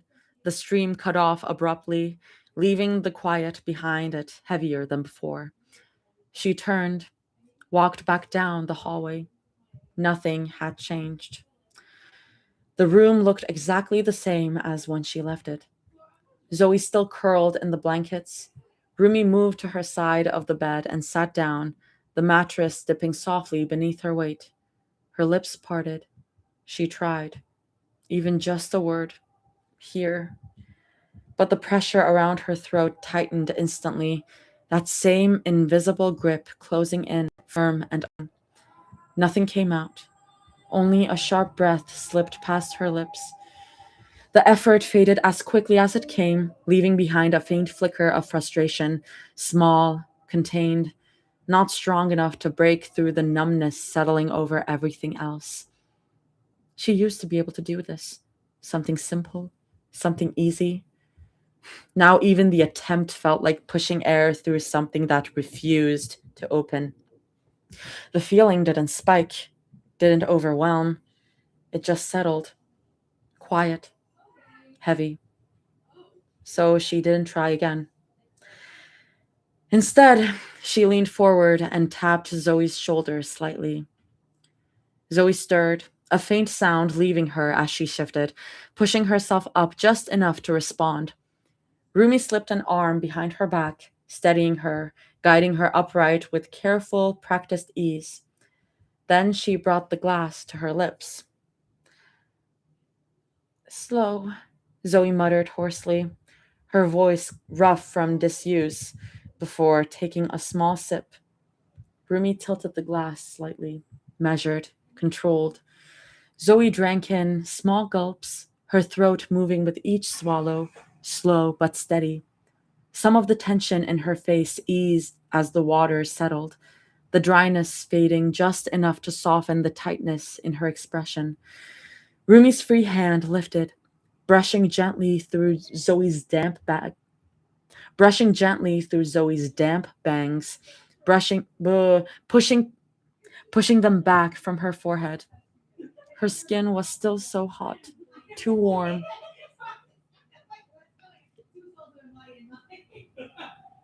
It will be crazy when I'm into reading something and then I will hear my roommates laughing like, oh.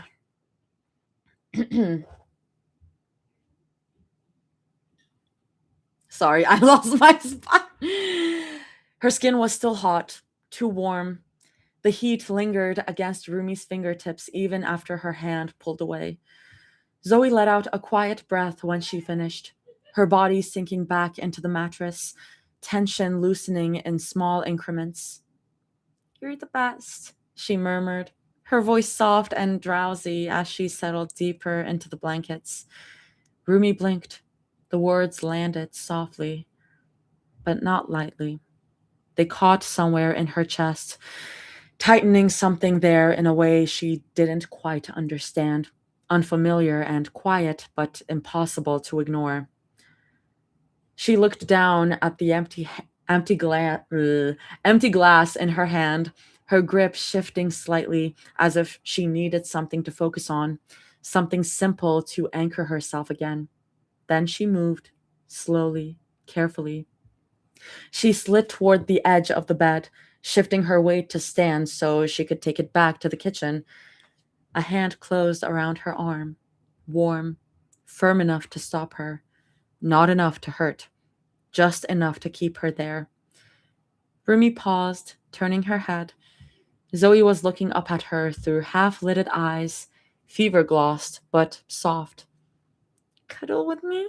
She mumbled. Rumi blinked once, twice.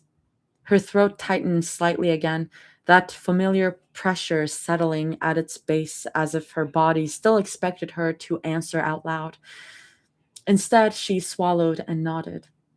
Rumi then set the glass on the nightstand and crawled carefully into the bed beside her. The moment she settled into the mattress, Zoe moved.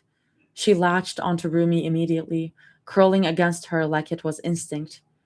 One arm slipped around Rumi's waist, her head tucked under Rumi's chin, pressing against her chest. Rumi felt the heat of Zoe's body instantly. She was burning. Even through the blanket, the warmth radiated off her in waves. Rumi knew she'd probably start overheating in the next minute, but the thought of pulling away didn't even cross her mind.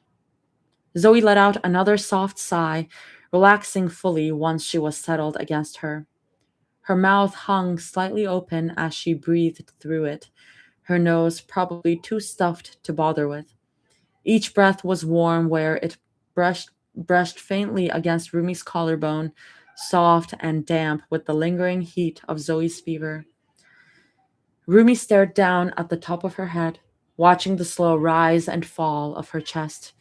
She'd probably get sick from being this close. The fever alone was enough of a warning, but the thought barely registered. She didn't really care. Her hand, now, that is both very sweet and also very worrying. It can literally go both ways. It can literally go both ways. Her hand lifted slowly, almost without her thinking about it, like something in her body had already decided before her mind could catch up. She tilted her head just slightly, enough to see Zoe's face more clearly, and then pressed the tip of her finger gently against her cheek. There wasn't really a reason for it. She just wanted to feel her. Zoe's skin was warm beneath her touch, soft, a little damp, the heat of the fever clinging to her in a way that made her feel almost fragile. Rumi's finger moved without much thought, tracing lightly over the small constellation of freckles scattered across Zoe's cheekbone. She followed them slowly, her gaze narrowing in quiet focus as if mapping something delicate. She hadn't noticed a certain spot the first time they met, or the second. It had taken time. A quiet moment, stretched out and unimportant, when she'd been lying across Zoe's lap watching TV, half distracted, half comfortable, before she'd realized they didn't just sit on her cheeks. They kept going, tiny specks trailing down along the side of her face, scattered and uneven, catching the low light in faint, almost imperceptible ways. They slipped under her chin, stopping just above her throat, like something had been flicked across her skin and left to settle wherever it landed. Rumi traced one absent-mindedly, then another. Her touch was light, careful, like she wasn't sure if they would stay if she pressed too hard. Zoe smelled like vanilla today. Not strong, not overwhelming. My vanilla sunrise perfume. Let's get into the mood.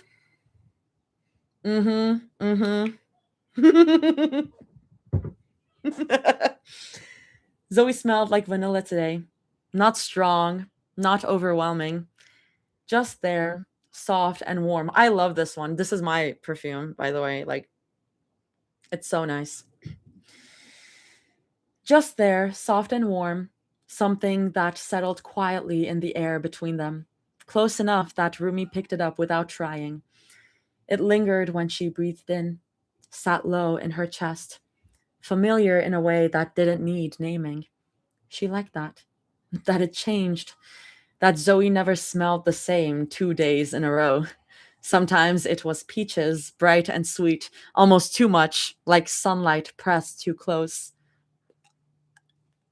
Sorry, that description. So sweet. Sometimes cherries, sharper, lingering longer.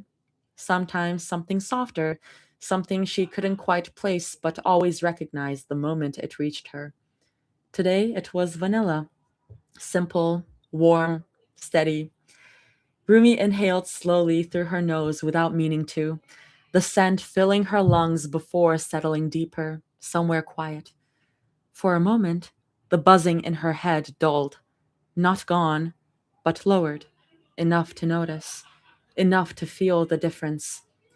She watched Zoe as she slept, her gaze moving slowly, taking in the details one at a time like they mattered more than anything else in the room.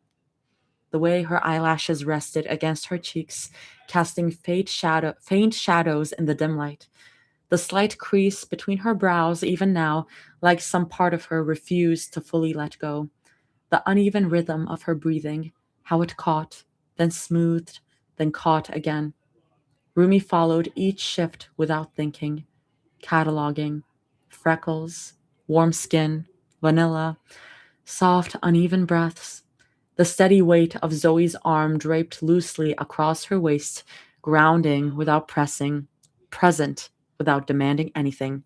And that, um, guys, gals, and non-binary pals, is how you ground yourself. Five senses, baby. Thank you, Toss. This is so lovely to read, by the way. It does feel soothing. Each small detail anchored her quietly, like something thin and fragile had finally found something solid enough to wrap around. Zoe shifted slightly in her sleep, her grip tightening for just a second, a small, unconscious check. Still there. Rumi's chest rose slowly beneath her. The pressure at her throat hadn't disappeared. It lingered, but it had changed. Less like something closing in, more like something resting there. waiting. Rumi placed her hand slightly against Zoe's back, her palms settling into the warmth through the fabric, steady and unmoving, and stayed still, holding on to the moment, reminding herself not to fall asleep. And the next one is a flashback to whatever. The next part is a flashback. I have to go because I have to go do homework. Bye. Bye. Please do homework. Be responsible. Be responsible. Just like how I'm responsible with scheduling streams. So I have time to do other things as well. But I also have time for I don't know where I was going with that. Learning therapy techniques with Toss. Yay. I think we need another spray, Artie. Artie now awakened. That did awaken me. Like I got the spray and I like sniffed it in and I was like, whoa. Whoa, maybe a bit too much. It smells really lovely now though. Oh, cute, she's caring for Zoo, but also, oh no, she's not caring about herself. Caffeine in it?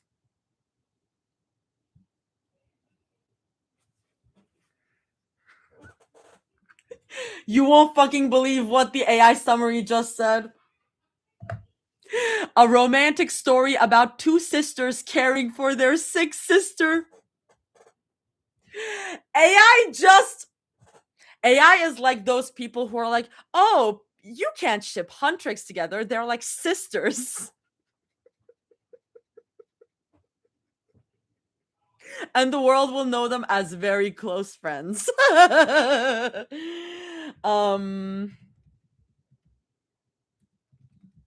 I'm just taking some notes. Give me a second. Be very clinical about this. I'll do.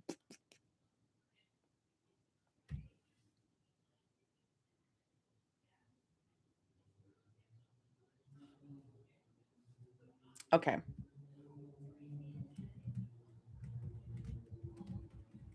Okay. I'll also need to grab some water and come back. So. Yeah. LMFAO. Okay, I'm gonna grab water. Chat amongst yourselves. And I'll be back. Cinema Roll will keep you company, and I won't throw him this time. I swear.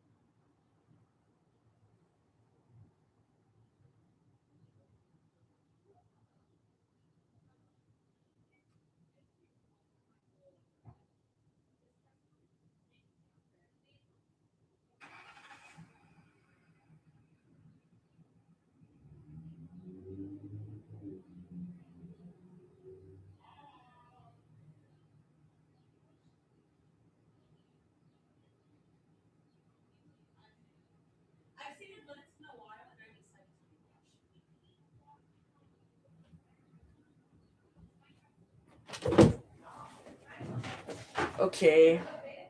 I'm back. Yeah. Wow. Having a Hannah Montana moment again. Okay. I'm so behind. Life is lifing, and I'm sad. No, that is so real, though. Sometimes life will life. It's gotten very wild recently.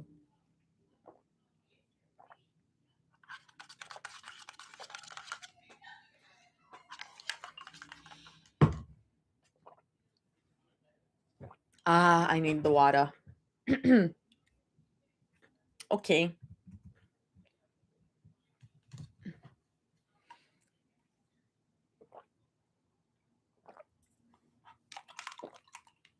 I just realized that I'm really thirsty, actually.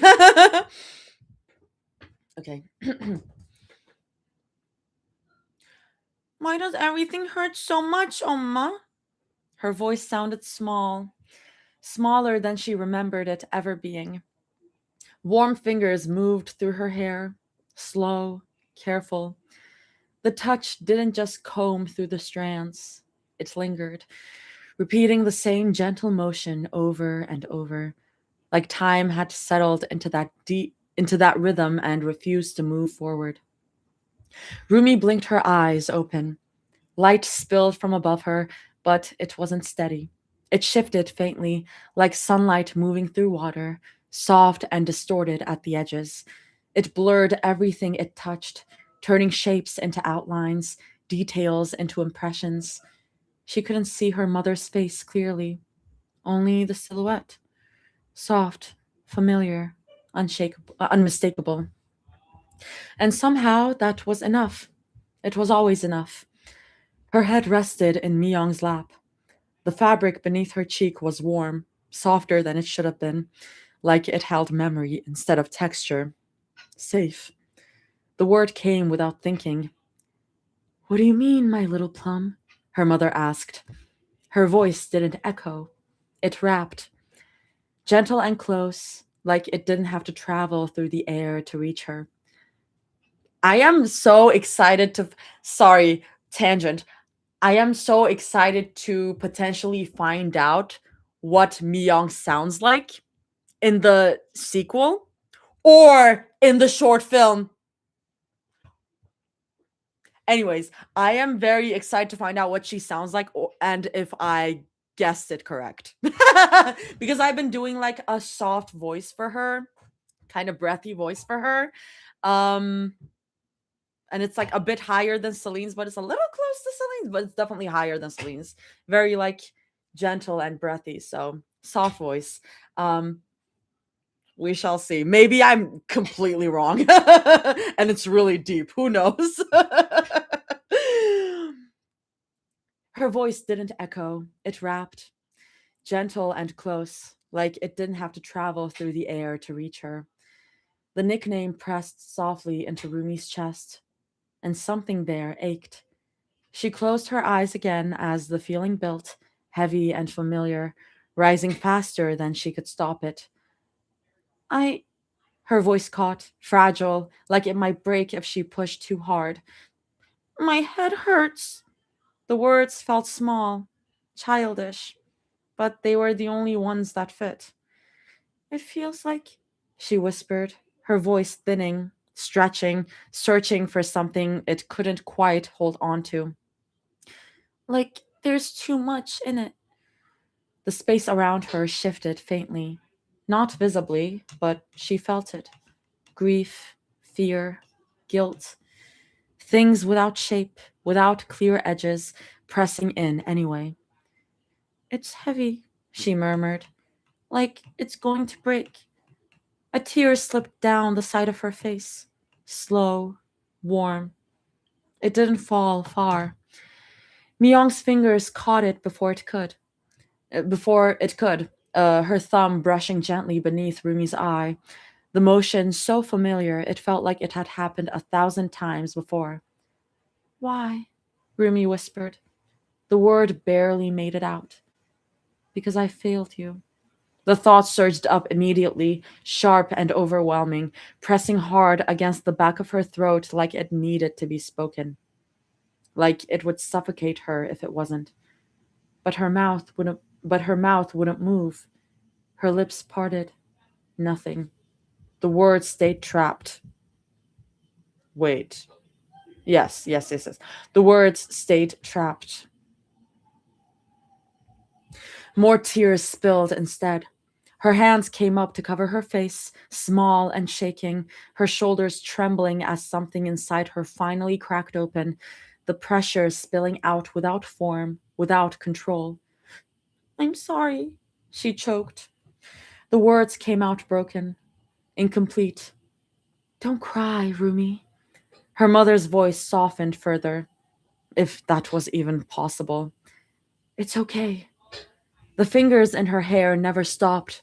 slow, steady, unchanging, like they existed outside of time. Repeat after me, okay? Rumi lowered her hand slowly, her vision still blurred, her breath uneven. She felt smaller like this, not just in size, but in everything else, stripped down to something simpler, something that only needed comfort. Okay, she whispered. You're okay. I'm okay. You're strong. I'm strong. You're loved. I'm loved. The words came easily, too easily, like they didn't belong to the moment, but to something older, something practiced, something learned a long time ago and never forgotten. The warmth beneath her head felt real, soft, and steady in a way that made it easy, dangerously easy to believe in, to sink into, to let herself rest there for just a moment longer. For a second, Rumi almost believed it. The world held still around her, suspended in the gentle rhythm of her mother's fingers moving through her hair, the quiet weight of her presence, the softness of her voice wrapping around her like it always did. Nothing shifted, nothing broke. Then something did. It wasn't loud, it wasn't sudden, just a pause, small enough to miss if she hadn't been listening for it, if something deep in her chest hadn't tightened in warning before her mind could catch up. Her mother's hand didn't stop moving, but the warmth changed. Barely. Just enough. It's your fault. The words came softly, carried on the same voice, the same tone, the same gentle cadence, and somehow that made them worse, made them settle deeper, made them feel like they belonged there. Rumi repeated them before she could stop herself, the words slipping out too easily, like they'd been waiting. It's my fault. Silence followed, immediate and complete, not settling, but cutting through everything that had been there before. Rumi blinked, her brow pulling together as something twisted wrong in her chest, the feeling slow but unmistakable, like the world had tilted just slightly off its axis. Why would Omma? A drop hit the back of her hand, warm enough to make her flinch. Then another followed, and another, each one landing heavier than the last until she couldn't ignore it anymore. Great. We are dreaming, dream world. Nightmare world. She lowered her hand slowly, her gaze catching on the dark spots spreading across her skin, the liquid thick and wrong as it smeared beneath her fingers when she wiped at it. Not rain, too warm, too heavy, red. Her breath caught sharply, her chest tightening as the realization hit all at once, her head lifting slowly like she already knew what she was going to see, like dread had settled before her eyes could confirm it. The light above flickered once, twice, then steadied, and suddenly her mother's face was clear, too clear, pale in a way that didn't look human anymore, drained and still and wrong, her eyes open but hollow, something missing behind them that should have been there. And from the corners, blood. It streamed steadily, not dripping but flowing, slipping down her cheeks in thin, endless lines, pooling at her jaw before falling again, over and over like it wouldn't stop. Rumi's body locked completely, every muscle freezing as her breath stuttered and then disappeared entirely, her lungs forgetting how to work, her chest tightening around nothing. She couldn't move, couldn't speak, couldn't breathe. Rumi? Her mother murmured, her voice unchanged, still soft, still familiar, still wrong. Her hands moved again, brushing over Rumi's cheeks the same way they always had. Slow and careful, except now her fingers were cold and slick, dragging across her skin and leaving wet, dark streaks behind. Why didn't you help your mother? The words were quiet, almost tender, like they were meant to comfort instead of accuse, and that made them sink deeper, made them wrap tighter around her chest, while I slowly lost my breath. Her hand slid down from Rumi's face, over her jaw, down her throat, fingers settling there lightly at first, resting against the frantic pulse beneath her skin. I couldn't breathe, she whispered. The pressure came slowly, tightening inch by inch, deliberate, controlled, like she wanted her to feel it, to understand it, to live it. Rumi's lungs stuttered, her body jolting as panic surged through her chest heaving uselessly as air refused to come the way it should. I'm sorry, she choked immediately, the words breaking apart as they forced their way out. I'm sorry, Oma, I'm sorry, I didn't. Her hands wrapped around her mother's wrists, fingers trembling, but she didn't pull, didn't fight, just held on like letting go would make it worse. You didn't know what to do, she gasped, her voice cracking under the strain. I froze. I just stood there. I didn't. Her grip tightened. Her vision flickered. Darkness creeping in at the edges. I thought someone else would help, she sobbed, her breath coming in sharp, broken pieces. I thought it would stop. I thought. Nothing filled her lungs. Nothing stayed. I should have done something, she whispered hoarsely. I should have saved you. Her mother didn't respond, didn't react, just watched her, blood still streaming endlessly from her eyes, her expression unchanged, that same deep, unbearable hurt sitting there like it would never leave. Rumi's grip weakened but didn't let go, her fingers tightening just enough to hold on, not to stop it, just to stay. Her vision tunneled, her chest burned, her body trembled. I deserve it, she rasped, the words barely audible. She didn't fight, didn't pull away. She just held on and waited, her lungs screaming as the air disappeared, as everything narrowed down to the pressure around her throat, to the weight of her mother's hands, to the certainty that this was what she deserved. Why, Rumi? The voice shifted, closer now, wrapping tighter. Why, Rumi? Rumi, Rumi!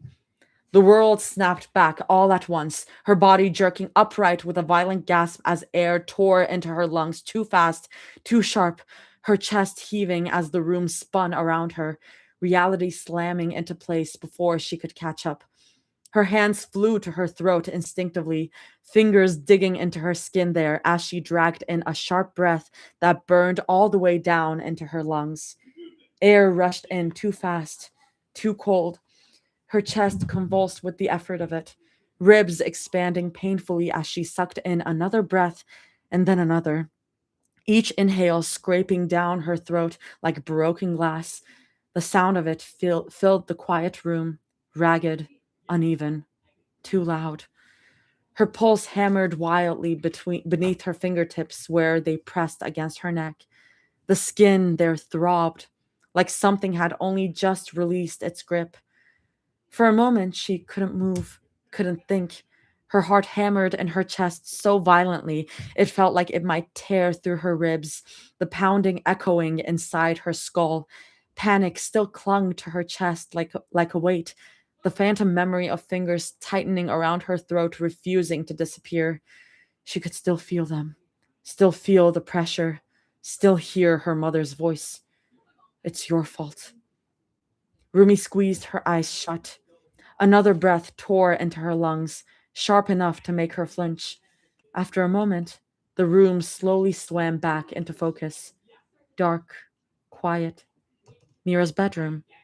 The faint outline of the dresser. The dim light leaking under the door. Not. Rumi swallowed hard. The movement hurt. Her face felt her face felt damp. She wiped at it with the heel of her hand and realized her cheeks were soaked, tears clinging stubbornly to her lashes. When she blinked, they spilled over again, sliding down the sides of her nose. Her breathing hitched. Rumi stared down at her hands. They were shaking. Not just her fingers, her entire body trembled, muscles still locked tight from adrenaline that hadn't drained away yet, chest rising and falling unevenly.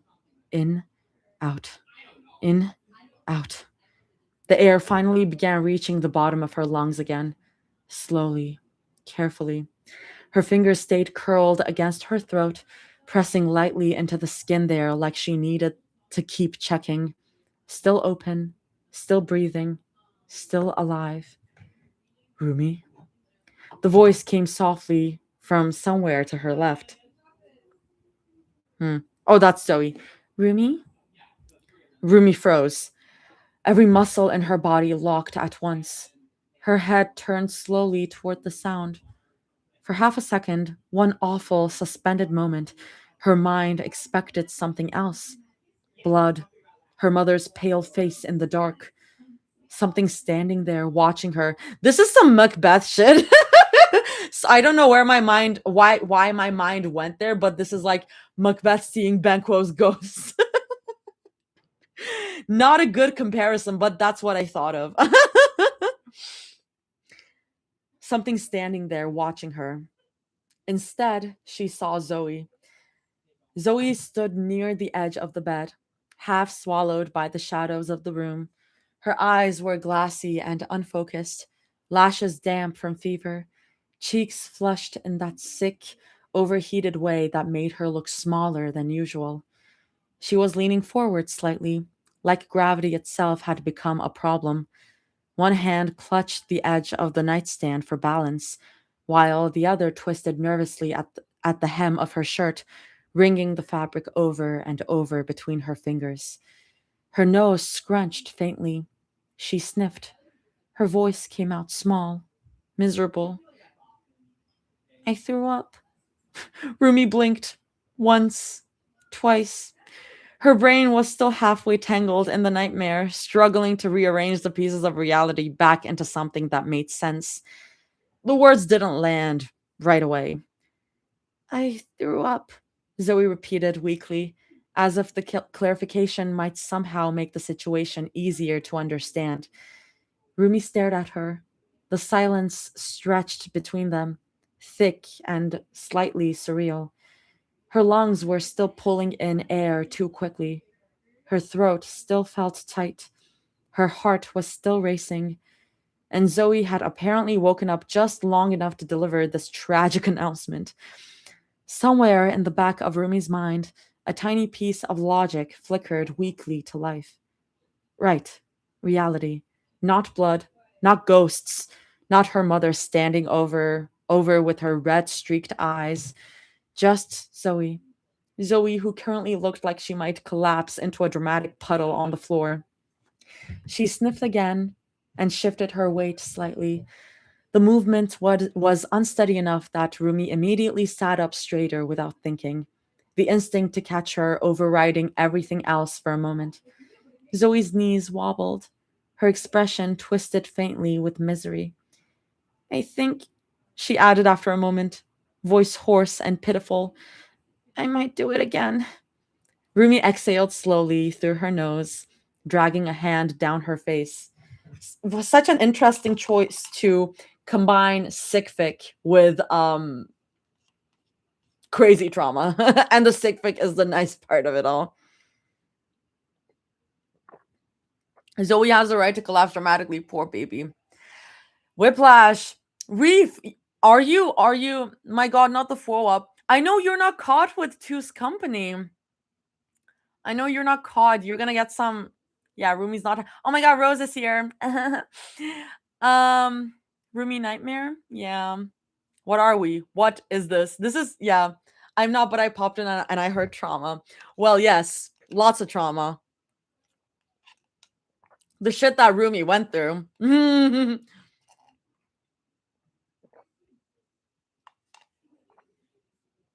Did you leave it at like 30? Did you get to the smut chapter? Is my question. Did you get to the smut chapter or not? And I was gonna post Rumi trauma soon. Now I feel unoriginal. I mean, it was gonna be unoriginal either way. Because Rumi trauma is like movie shit. For people that read angst, this is normal. You're funny. You're funny.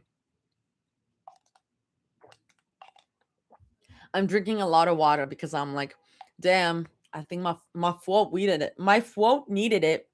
My freaking throat. Dramatic sigh.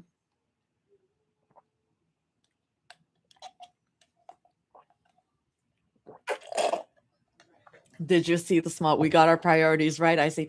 I mean, I'm just trying to understand where you left it off. I think I read up to the therapy chapter with Zoe and Mystery. That was a while ago. Zoe and Mystery. That was a while ago. That was like the flashback, right? Right, priorities. Damn.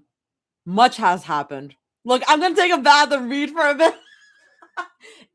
If you want. I'm not gonna force you. I'm just saying that a lot happened. If you want to read. That was around 30. Yeah, we're on 42 right now. But I miss Artie's stream. You'll get sick of me soon.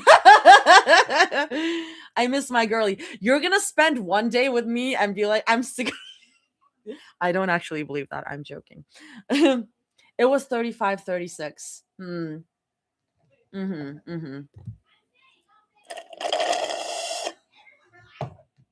No, I'm sorry. I'm sorry. Guys, I actually flew up. Rose? Toss? Oh, y'all are cute.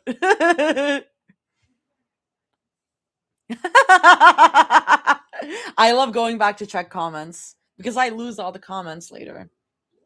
Yeah. Sorry for the first time in forever. I'm caught up on scores. That's nice. That is nice. I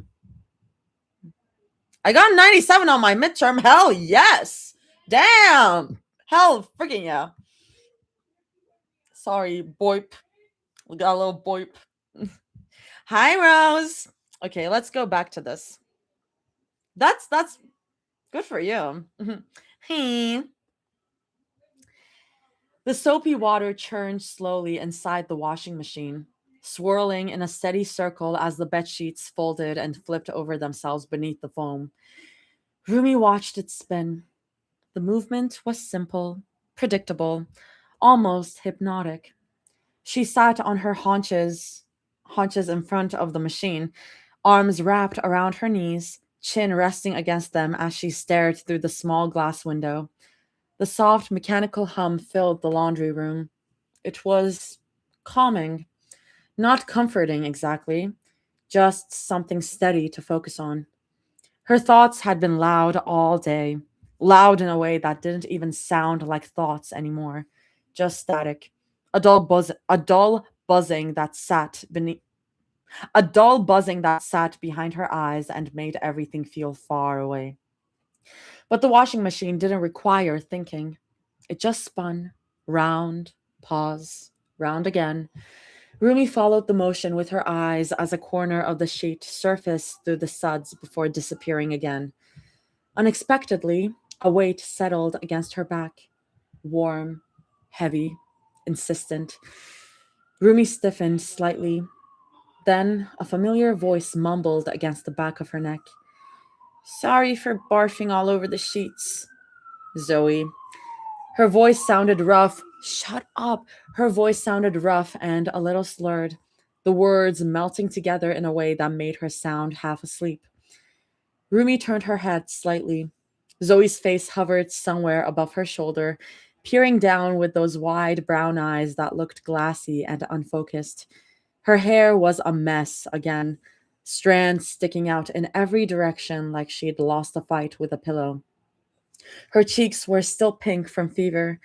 She looked miserable and extremely pleased with herself for making it this far. Rumi blinked slowly.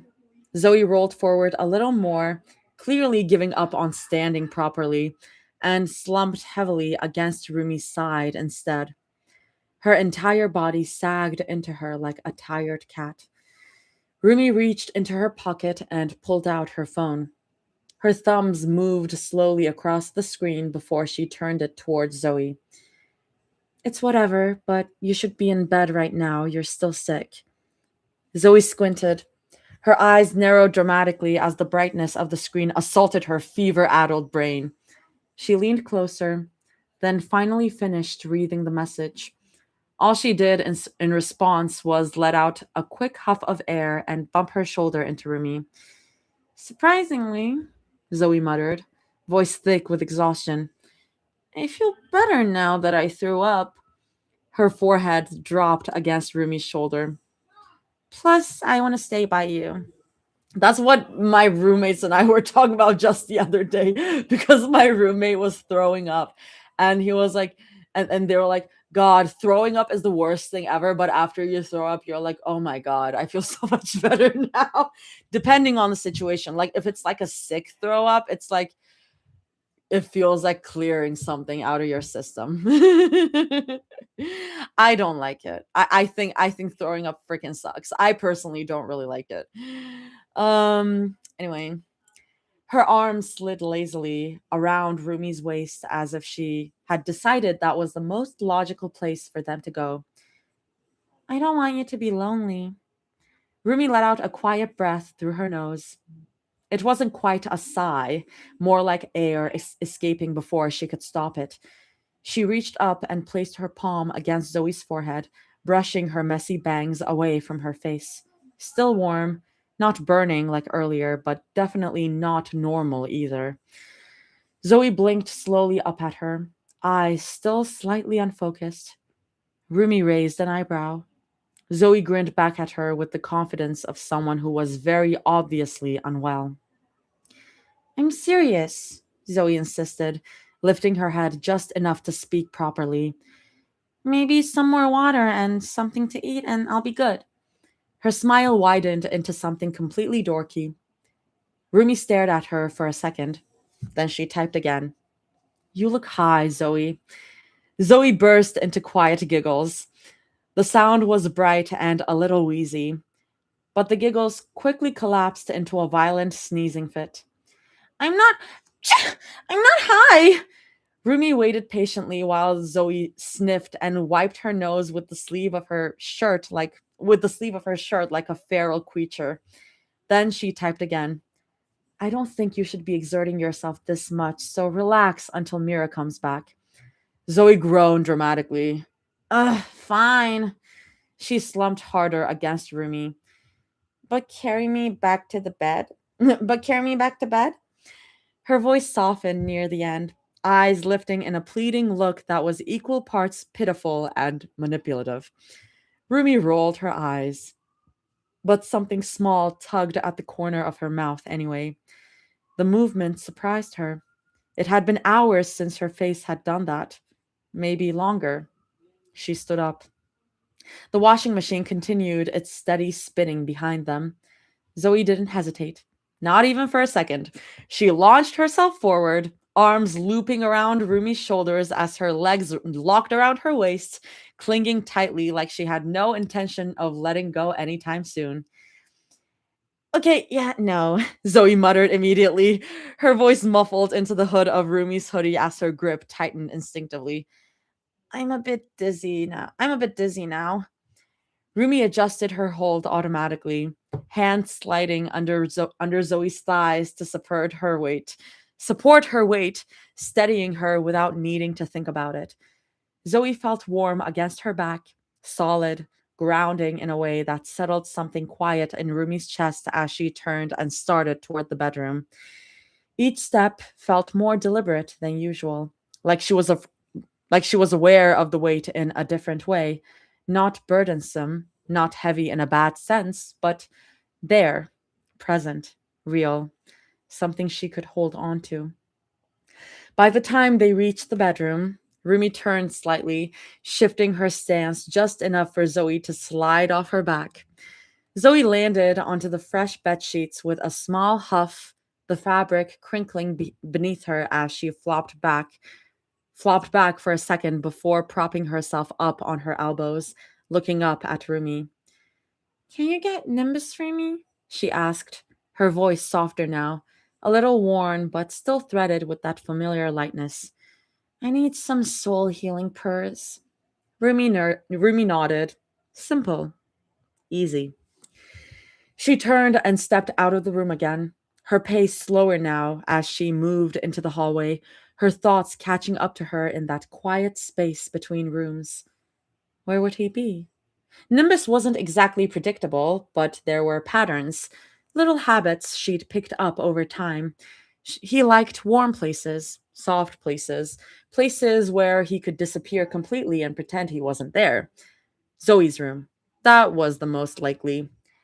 Rumi stepped inside, her gaze sweeping over the familiar chaos of plushies scattered across the bed and floor, her eyes scanning for any sign of gray fur tucked between the colors. Nothing obvious, no movement, no flick of a tail. For a moment, she just stood there, listening. Then she parted her lips and let out a soft whistle, the sound quiet but sharp enough to cut through the stillness. A beat. Then movement. Nimbus's head popped up from somewhere deep within the pile of plushies, his ears twitching as his eyes locked onto her. He blinked once, like he had to confirm it was actually her, before launching himself out of the pile in one smooth motion. A few plushies tumbled after him, sliding down in a small avalanche as he landed. Rumi let out a quiet huff of amusement, the sound barely there but real, as she walked over and crouched down slightly, her hand reaching out to meet him. He leaned into her immediately, purring, loud. The vibration traveled up through her fingers as she ran her hand along his back, slow and steady, and she felt it, subtle at first, then more noticeable, the way her shoulders loosened, tension easing little by little under the simple, familiar motion. It was easier like this. No thinking, no explaining, just this.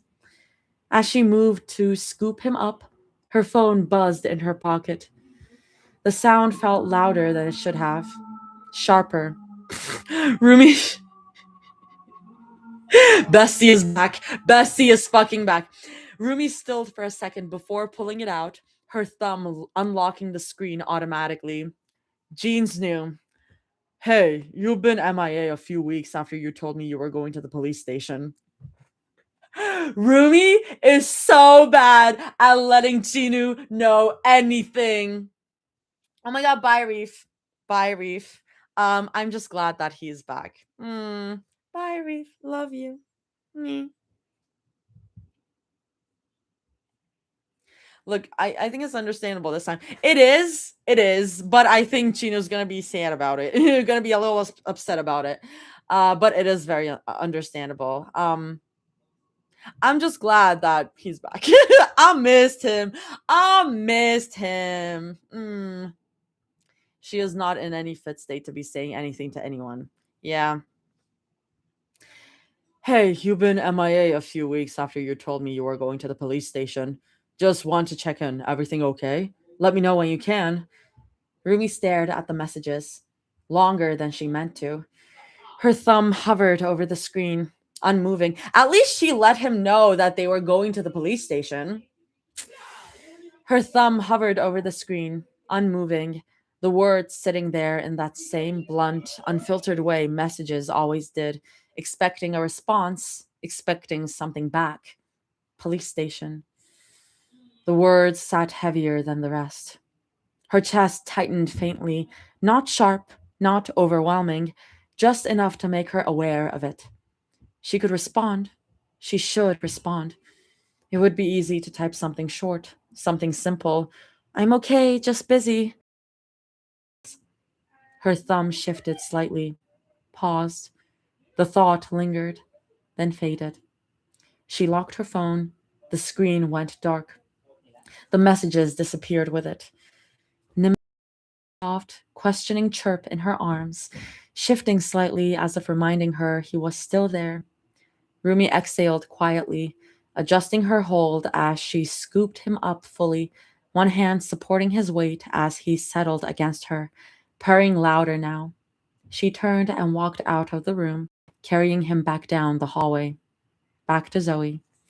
No, but that's so real though. That is so real though. Sometimes I'll just be so overwhelmed and so I mean, I'm not comparing my situation to Rumi's. I am not. But it's like just that feeling of like I can't even like work I can't even respond to anyone right now.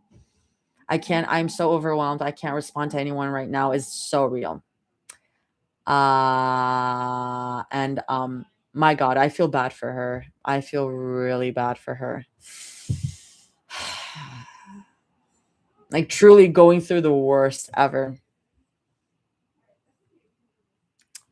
Yeah. Do do do do do do do. Sorry, my my roommates are like on the PS5 and it's like making the PS5 music. Hmm. Can be so overwhelming. That's kind of what I want to say to like everyone I ever message. It's like if I never reply to you, it's never you. It's usually me. It's either I don't have anything to say in response to what you're saying, or I'm just not in a state to respond, or I just forgo because of ADHD. Should I get on the mic and tell them to quiet down very sternly?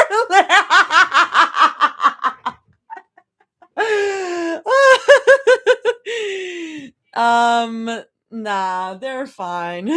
We are sharing the apartment. It is our apartment. And I need to plug my phone before I pull an Artie again. I say pull an Artie, but it hasn't happened in months. LMAO, I kid. And after they called your voice hot, no, yeah, it's fine. If it gets really bad, I'll like let them know, but it should be fine. Wait, yeah, true. They might like me yelling at them.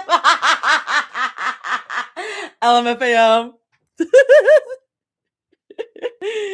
um Oh, and yeah, sometimes I'll leave a message to reply to later. Suddenly later is almost a month later. Yes, I give myself like calendar reminders. I will be like, I have to message my boss about this thing, and I will put it in my calendar sometimes because it's yeah, it's bad.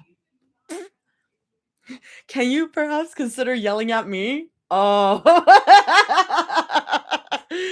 I mean, bad joke. I mean, is it? It's funny. My roommates are dating, by the way. So in case you missed that, it's very funny that you should say that. But yeah. Are we joking? It's not a joke when it comes to it never is. Are we? LMFAO. Okay. I might I'm gonna wait for I have some plans after this, so this might be the last section I read. But we'll see. We'll see how far we get. Okay. Maybe or maybe not. The blinding light of her phone screen filled the dark room. The bold white numbers stared back at her. 8 o'clock.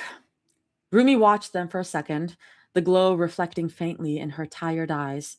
The brightness made them sting, but she didn't look away.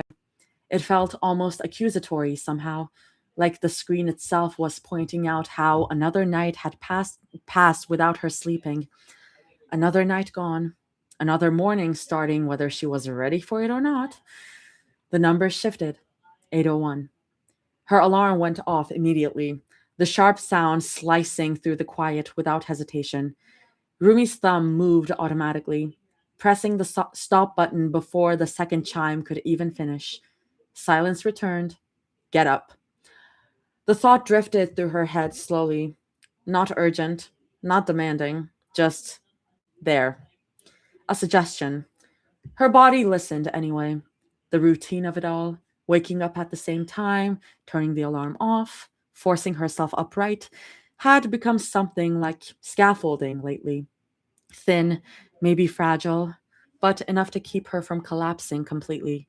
Because without it, without the small structure of those steps, she was fairly certain she would just lie back down, pull the blanket over her head, and stay there until the heavy clouds in her mind finally decided to clear. Or until they didn't.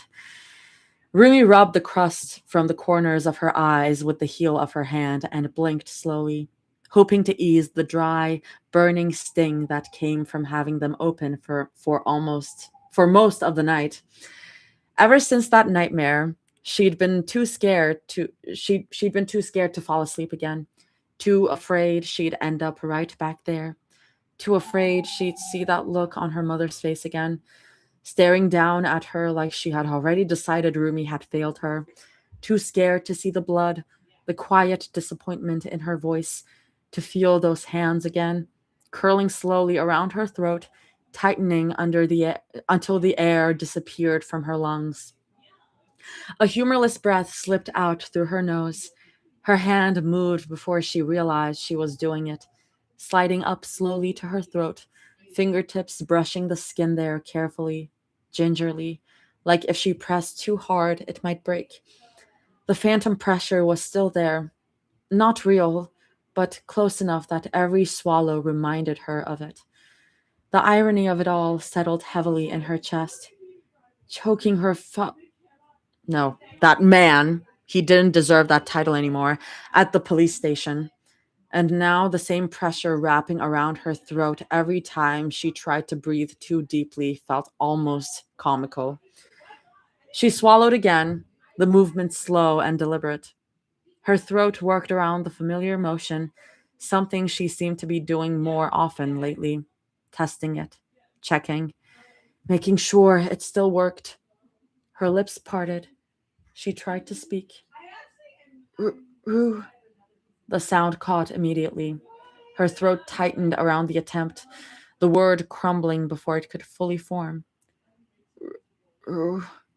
She tried again, pushing the air harder this time. Nothing.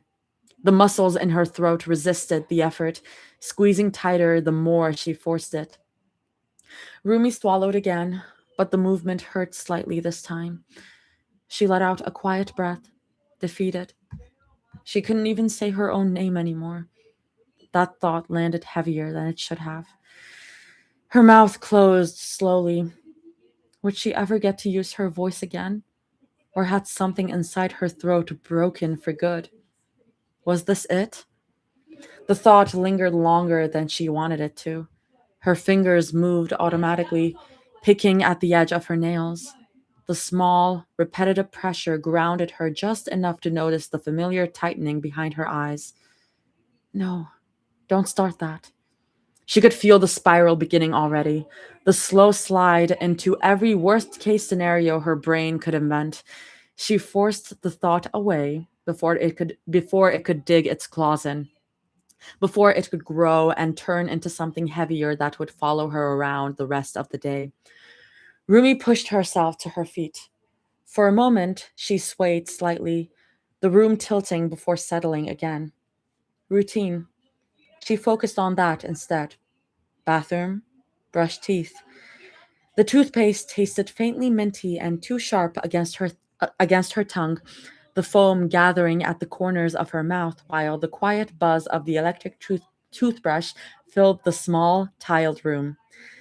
Rumi moved the brush from tooth to tooth slowly, methodically, watching the motion in the mirror without really focusing on it.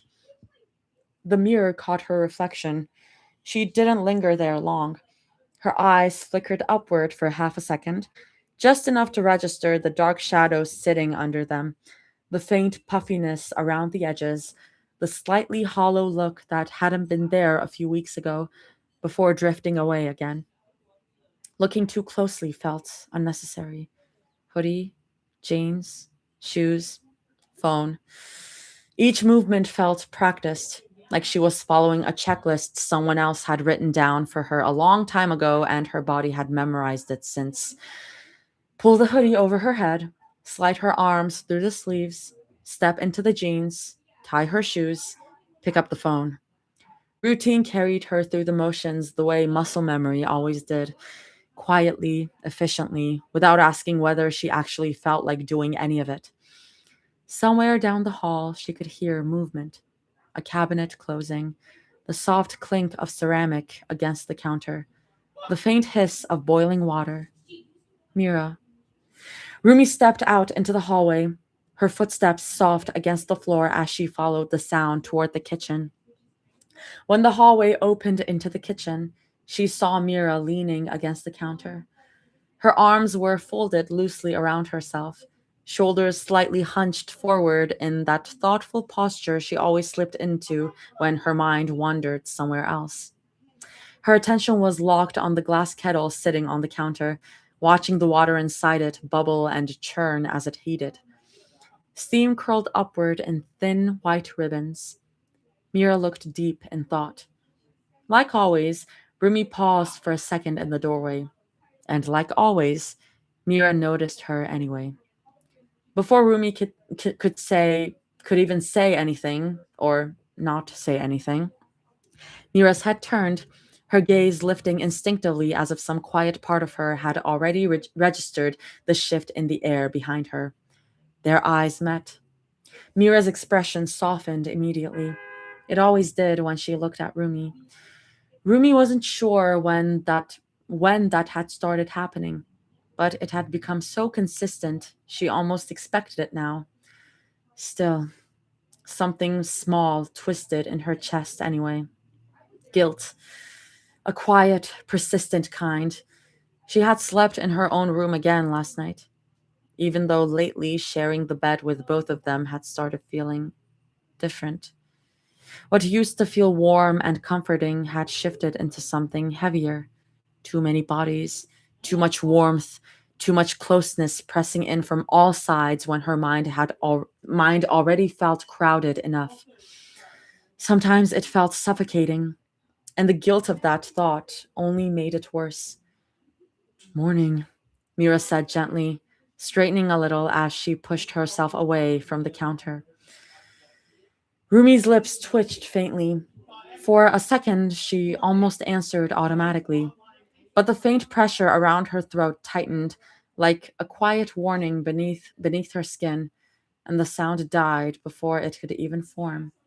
So she settled for a nod. The movement was small, barely more than a dip of her chin as she stepped further into the kitchen. Why even bother trying? Tea? Mira asked, already turning toward the cabinet like she knew the answer. The quiet familiarity of it made something soften faintly in Rumi's chest. She nodded again. Mira grabbed another mug without hesitation and set it on the counter beside her own, moving easily through the motions of preparing both cups at the same time. Rumi watched her move around the counter for a little while, following the small, careful motions of her hands as she prepared the tea. The way Mira worked was calm, precise, every movement measured and deliberate in a way that always made the kitchen feel quieter somehow. But after a moment, Rumi's focus drifted. Her mind wandered the way it had been doing a lot lately, slipping sideways when she wasn't paying attention. Her attention snagged instead on the low humming sound of the refrigerator across the kitchen. It was a quiet sound, easy to ignore, but once she noticed it, she couldn't stop hearing it. The steady vibration filled the room like background noise, soft and constant, blending with the faint clink of the spoon against ceramic. Pause for the siren. Hi, Austin! Long time no see. Tell broccoli. Oh, broccoli is here. Yeah, a soothing sound. Broccoli is here. Y'all are cute. So when you're someone you love and trust, your mind and body are able to relax much more. Oh, that's so cute. Wait. Meh. Uh, Oh, I know that Austin is your. I know Austin DM'd me like a while ago, being like, "Oh my god, I met my best friend through your streams," and I will think about that as long as I live, probably. It like it makes me cry. And then I started like interacting with you on Twitter, and Austin was like, "Wait, you're interacting with my best friend on Twitter." You're interacting with my best friend and you're retweeting my bestie's tweets. It's so sweet. Oh. Yeah, I'm gonna go back to this, but small tangent. I am ushering a show. I work as an usher. I work in the theater as a theater usher. And the show that I'm ushering for right now, yeah. The show that I'm ushering right now is this review actually. And it has a moment where one of the characters has someone tell to them about like the impact they had on their life, and I will like the first time I saw that, I thought back to that moment, and I was like, "Oh, I'm gonna fucking like start crying, sobbing here right now in the theater." Like, oh my god, it's the little things. It's the little things, and yeah, I was just like the way everything connects and how um you can, I don't know, impact the lives of people way like so far away from you, distance wise, time wise. It's so wild. It's so wild. It's like red string of fate, you know? I don't know. Yeah. No, yeah, I will think about that DM for as long as I live. I'm pretty sure. Anyways.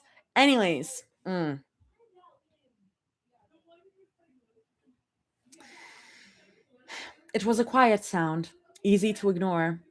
But once she noticed it, she couldn't stop hearing it.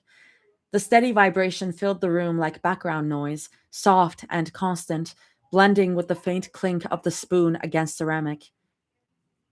Honey? Sorry, honey? Rumi blinked. Her eyes snapped back toward Mira. They stared at each other for a moment. Mira was holding the honey bottle halfway between the counter and the mug, clearly having already asked the question once. Realization crossed her face slowly. Rumi probably hadn't heard her. Or maybe she had and just hadn't reacted. I asked if you wanted any honey. Mira reiterated gently, lifting the bottle slightly for emphasis. Rumi gave a small thumbs up. The motion felt strangely formal. Mira nodded once and squeezed a small stream of honey into the tea before stirring it again, the spoon tapping lightly against the side of the mug. When she finished, she slid the cup across the counter toward Rumi. Rumi picked it up carefully, wrapping both hands around the warm ceramic. Her fingers brushed briefly against Mira's when she took it, the contact fleeting but noticeable. She nodded again. Thank you. You're welcome, Mira said with a small smile. She grabbed her own mug and leaned lightly against the counter beside Rumi, blowing across the surface before taking a cautious sip. Rumi stared down into her tea while it cooled. Steam curled lazily upward, fogging the rim of the mug. She could feel Mira's gaze on her, that quiet, thoughtful kind of looking Mira did when she was trying to figure something out. Rumi didn't look back. Rue? Mira's voice came a moment later, soft. Rumi lifted her eyes. Did you get any sleep? The question landed gently, but it still made something tighten faintly in Rumi's chest. Of course, Mira had noticed. The dark circles under her eyes probably made it obvious. Rumi blinked slowly, thinking about how to answer. Normally, she would have just said something simple. Not really. I'm fine. Just tired. But the words didn't come anymore. Her throat felt tight even thinking about trying. Instead, she lifted one hand and tilted it side to side. Sort of. It felt like a clumsy gesture the moment she did it, like she was trying to explain something complicated using the language of a shrug. Her hand dropped back to the mug as a quiet thought slipped through her mind before she could stop it. Am I really going to spend the rest of my life doing this? Charades, thumbs up, typing things on her phone, waiting for people to guess what she meant? The idea of it all made her stomach churn unpleasantly. Her fingers tightened around the mug and she took a small sip of the tea, the warmth sliding down her throat in a soothing line. It felt good. Not just the taste, the warmth itself, like it was loosening something tight inside her chest. More? Okay, okay. Mira's voice reached her again. Rumi blinked. She had missed the first part of the sentence. Again. She looked at Mira, trying to piece together the meaning from the tone instead. Instead of asking Mira to repeat herself again, she just nodded. Mira studied her for a second, then nodded back slowly. Her hand lifted, fingers brushing a loose strand of hair gently behind Rumi's ear. The gesture was careful, familiar. I'm going to go I'm going to go get dressed, okay? Mira said softly. I'll meet you by the door. Rumi nodded again. Before she could step away, Mira reached out and pulled her into a quick, gentle hug. Then she leaned down and pressed a soft kiss to Rumi's forehead. The contact was brief, but the spot where Mira's lips touched seemed to buzz afterward, a quiet warmth spreading outward through her skin. Rumi stood there for a moment after Mira walked away. Her fingers tightened slightly around the mug, the warmth of the tea, the faint lingering heat on her forehead. Both settled quietly in her chest. And for a second, just a second, the tight knot in her stomach loosened. I think that's why I'm going to leave it today. Because one, other plans, and two, I'm getting really tired already. Um, Rumi baby. Oh my god, what are you guys saying? No, don't fly to me. I'll fly to you. Oh, you guys are so sweet. Dude, you literally brought us together across time zones. Wait, stop. I'm gonna start crying. I'm gonna start fucking crying. Are you kidding me? Oh.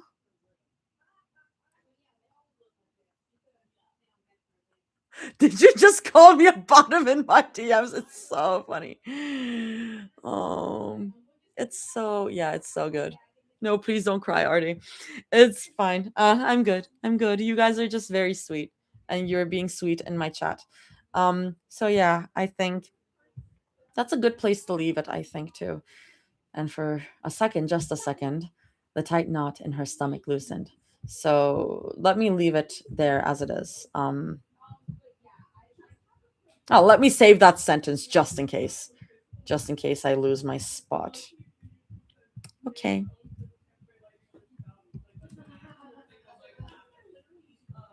Okay. I can stop sharing over here. Yeah. This week is such a masterpiece that makes me sob. This one and the tiger stripe girl. The tiger stripe girl. I remember you talking about that. I remember you texting, like DMing me or leaving it in the chat or something. Oh, there's so many facts. Ah! Anyway, it's gonna be fine. It's gonna be so fun. Um, but yeah, I'm gonna end it there. I'm gonna say bye to YouTube. Bye YouTube. Thanks for watching, or thanks for watching if you're watching later live. Thanks for watching if you're watching live or if you're watching later. How about that? Bye, you.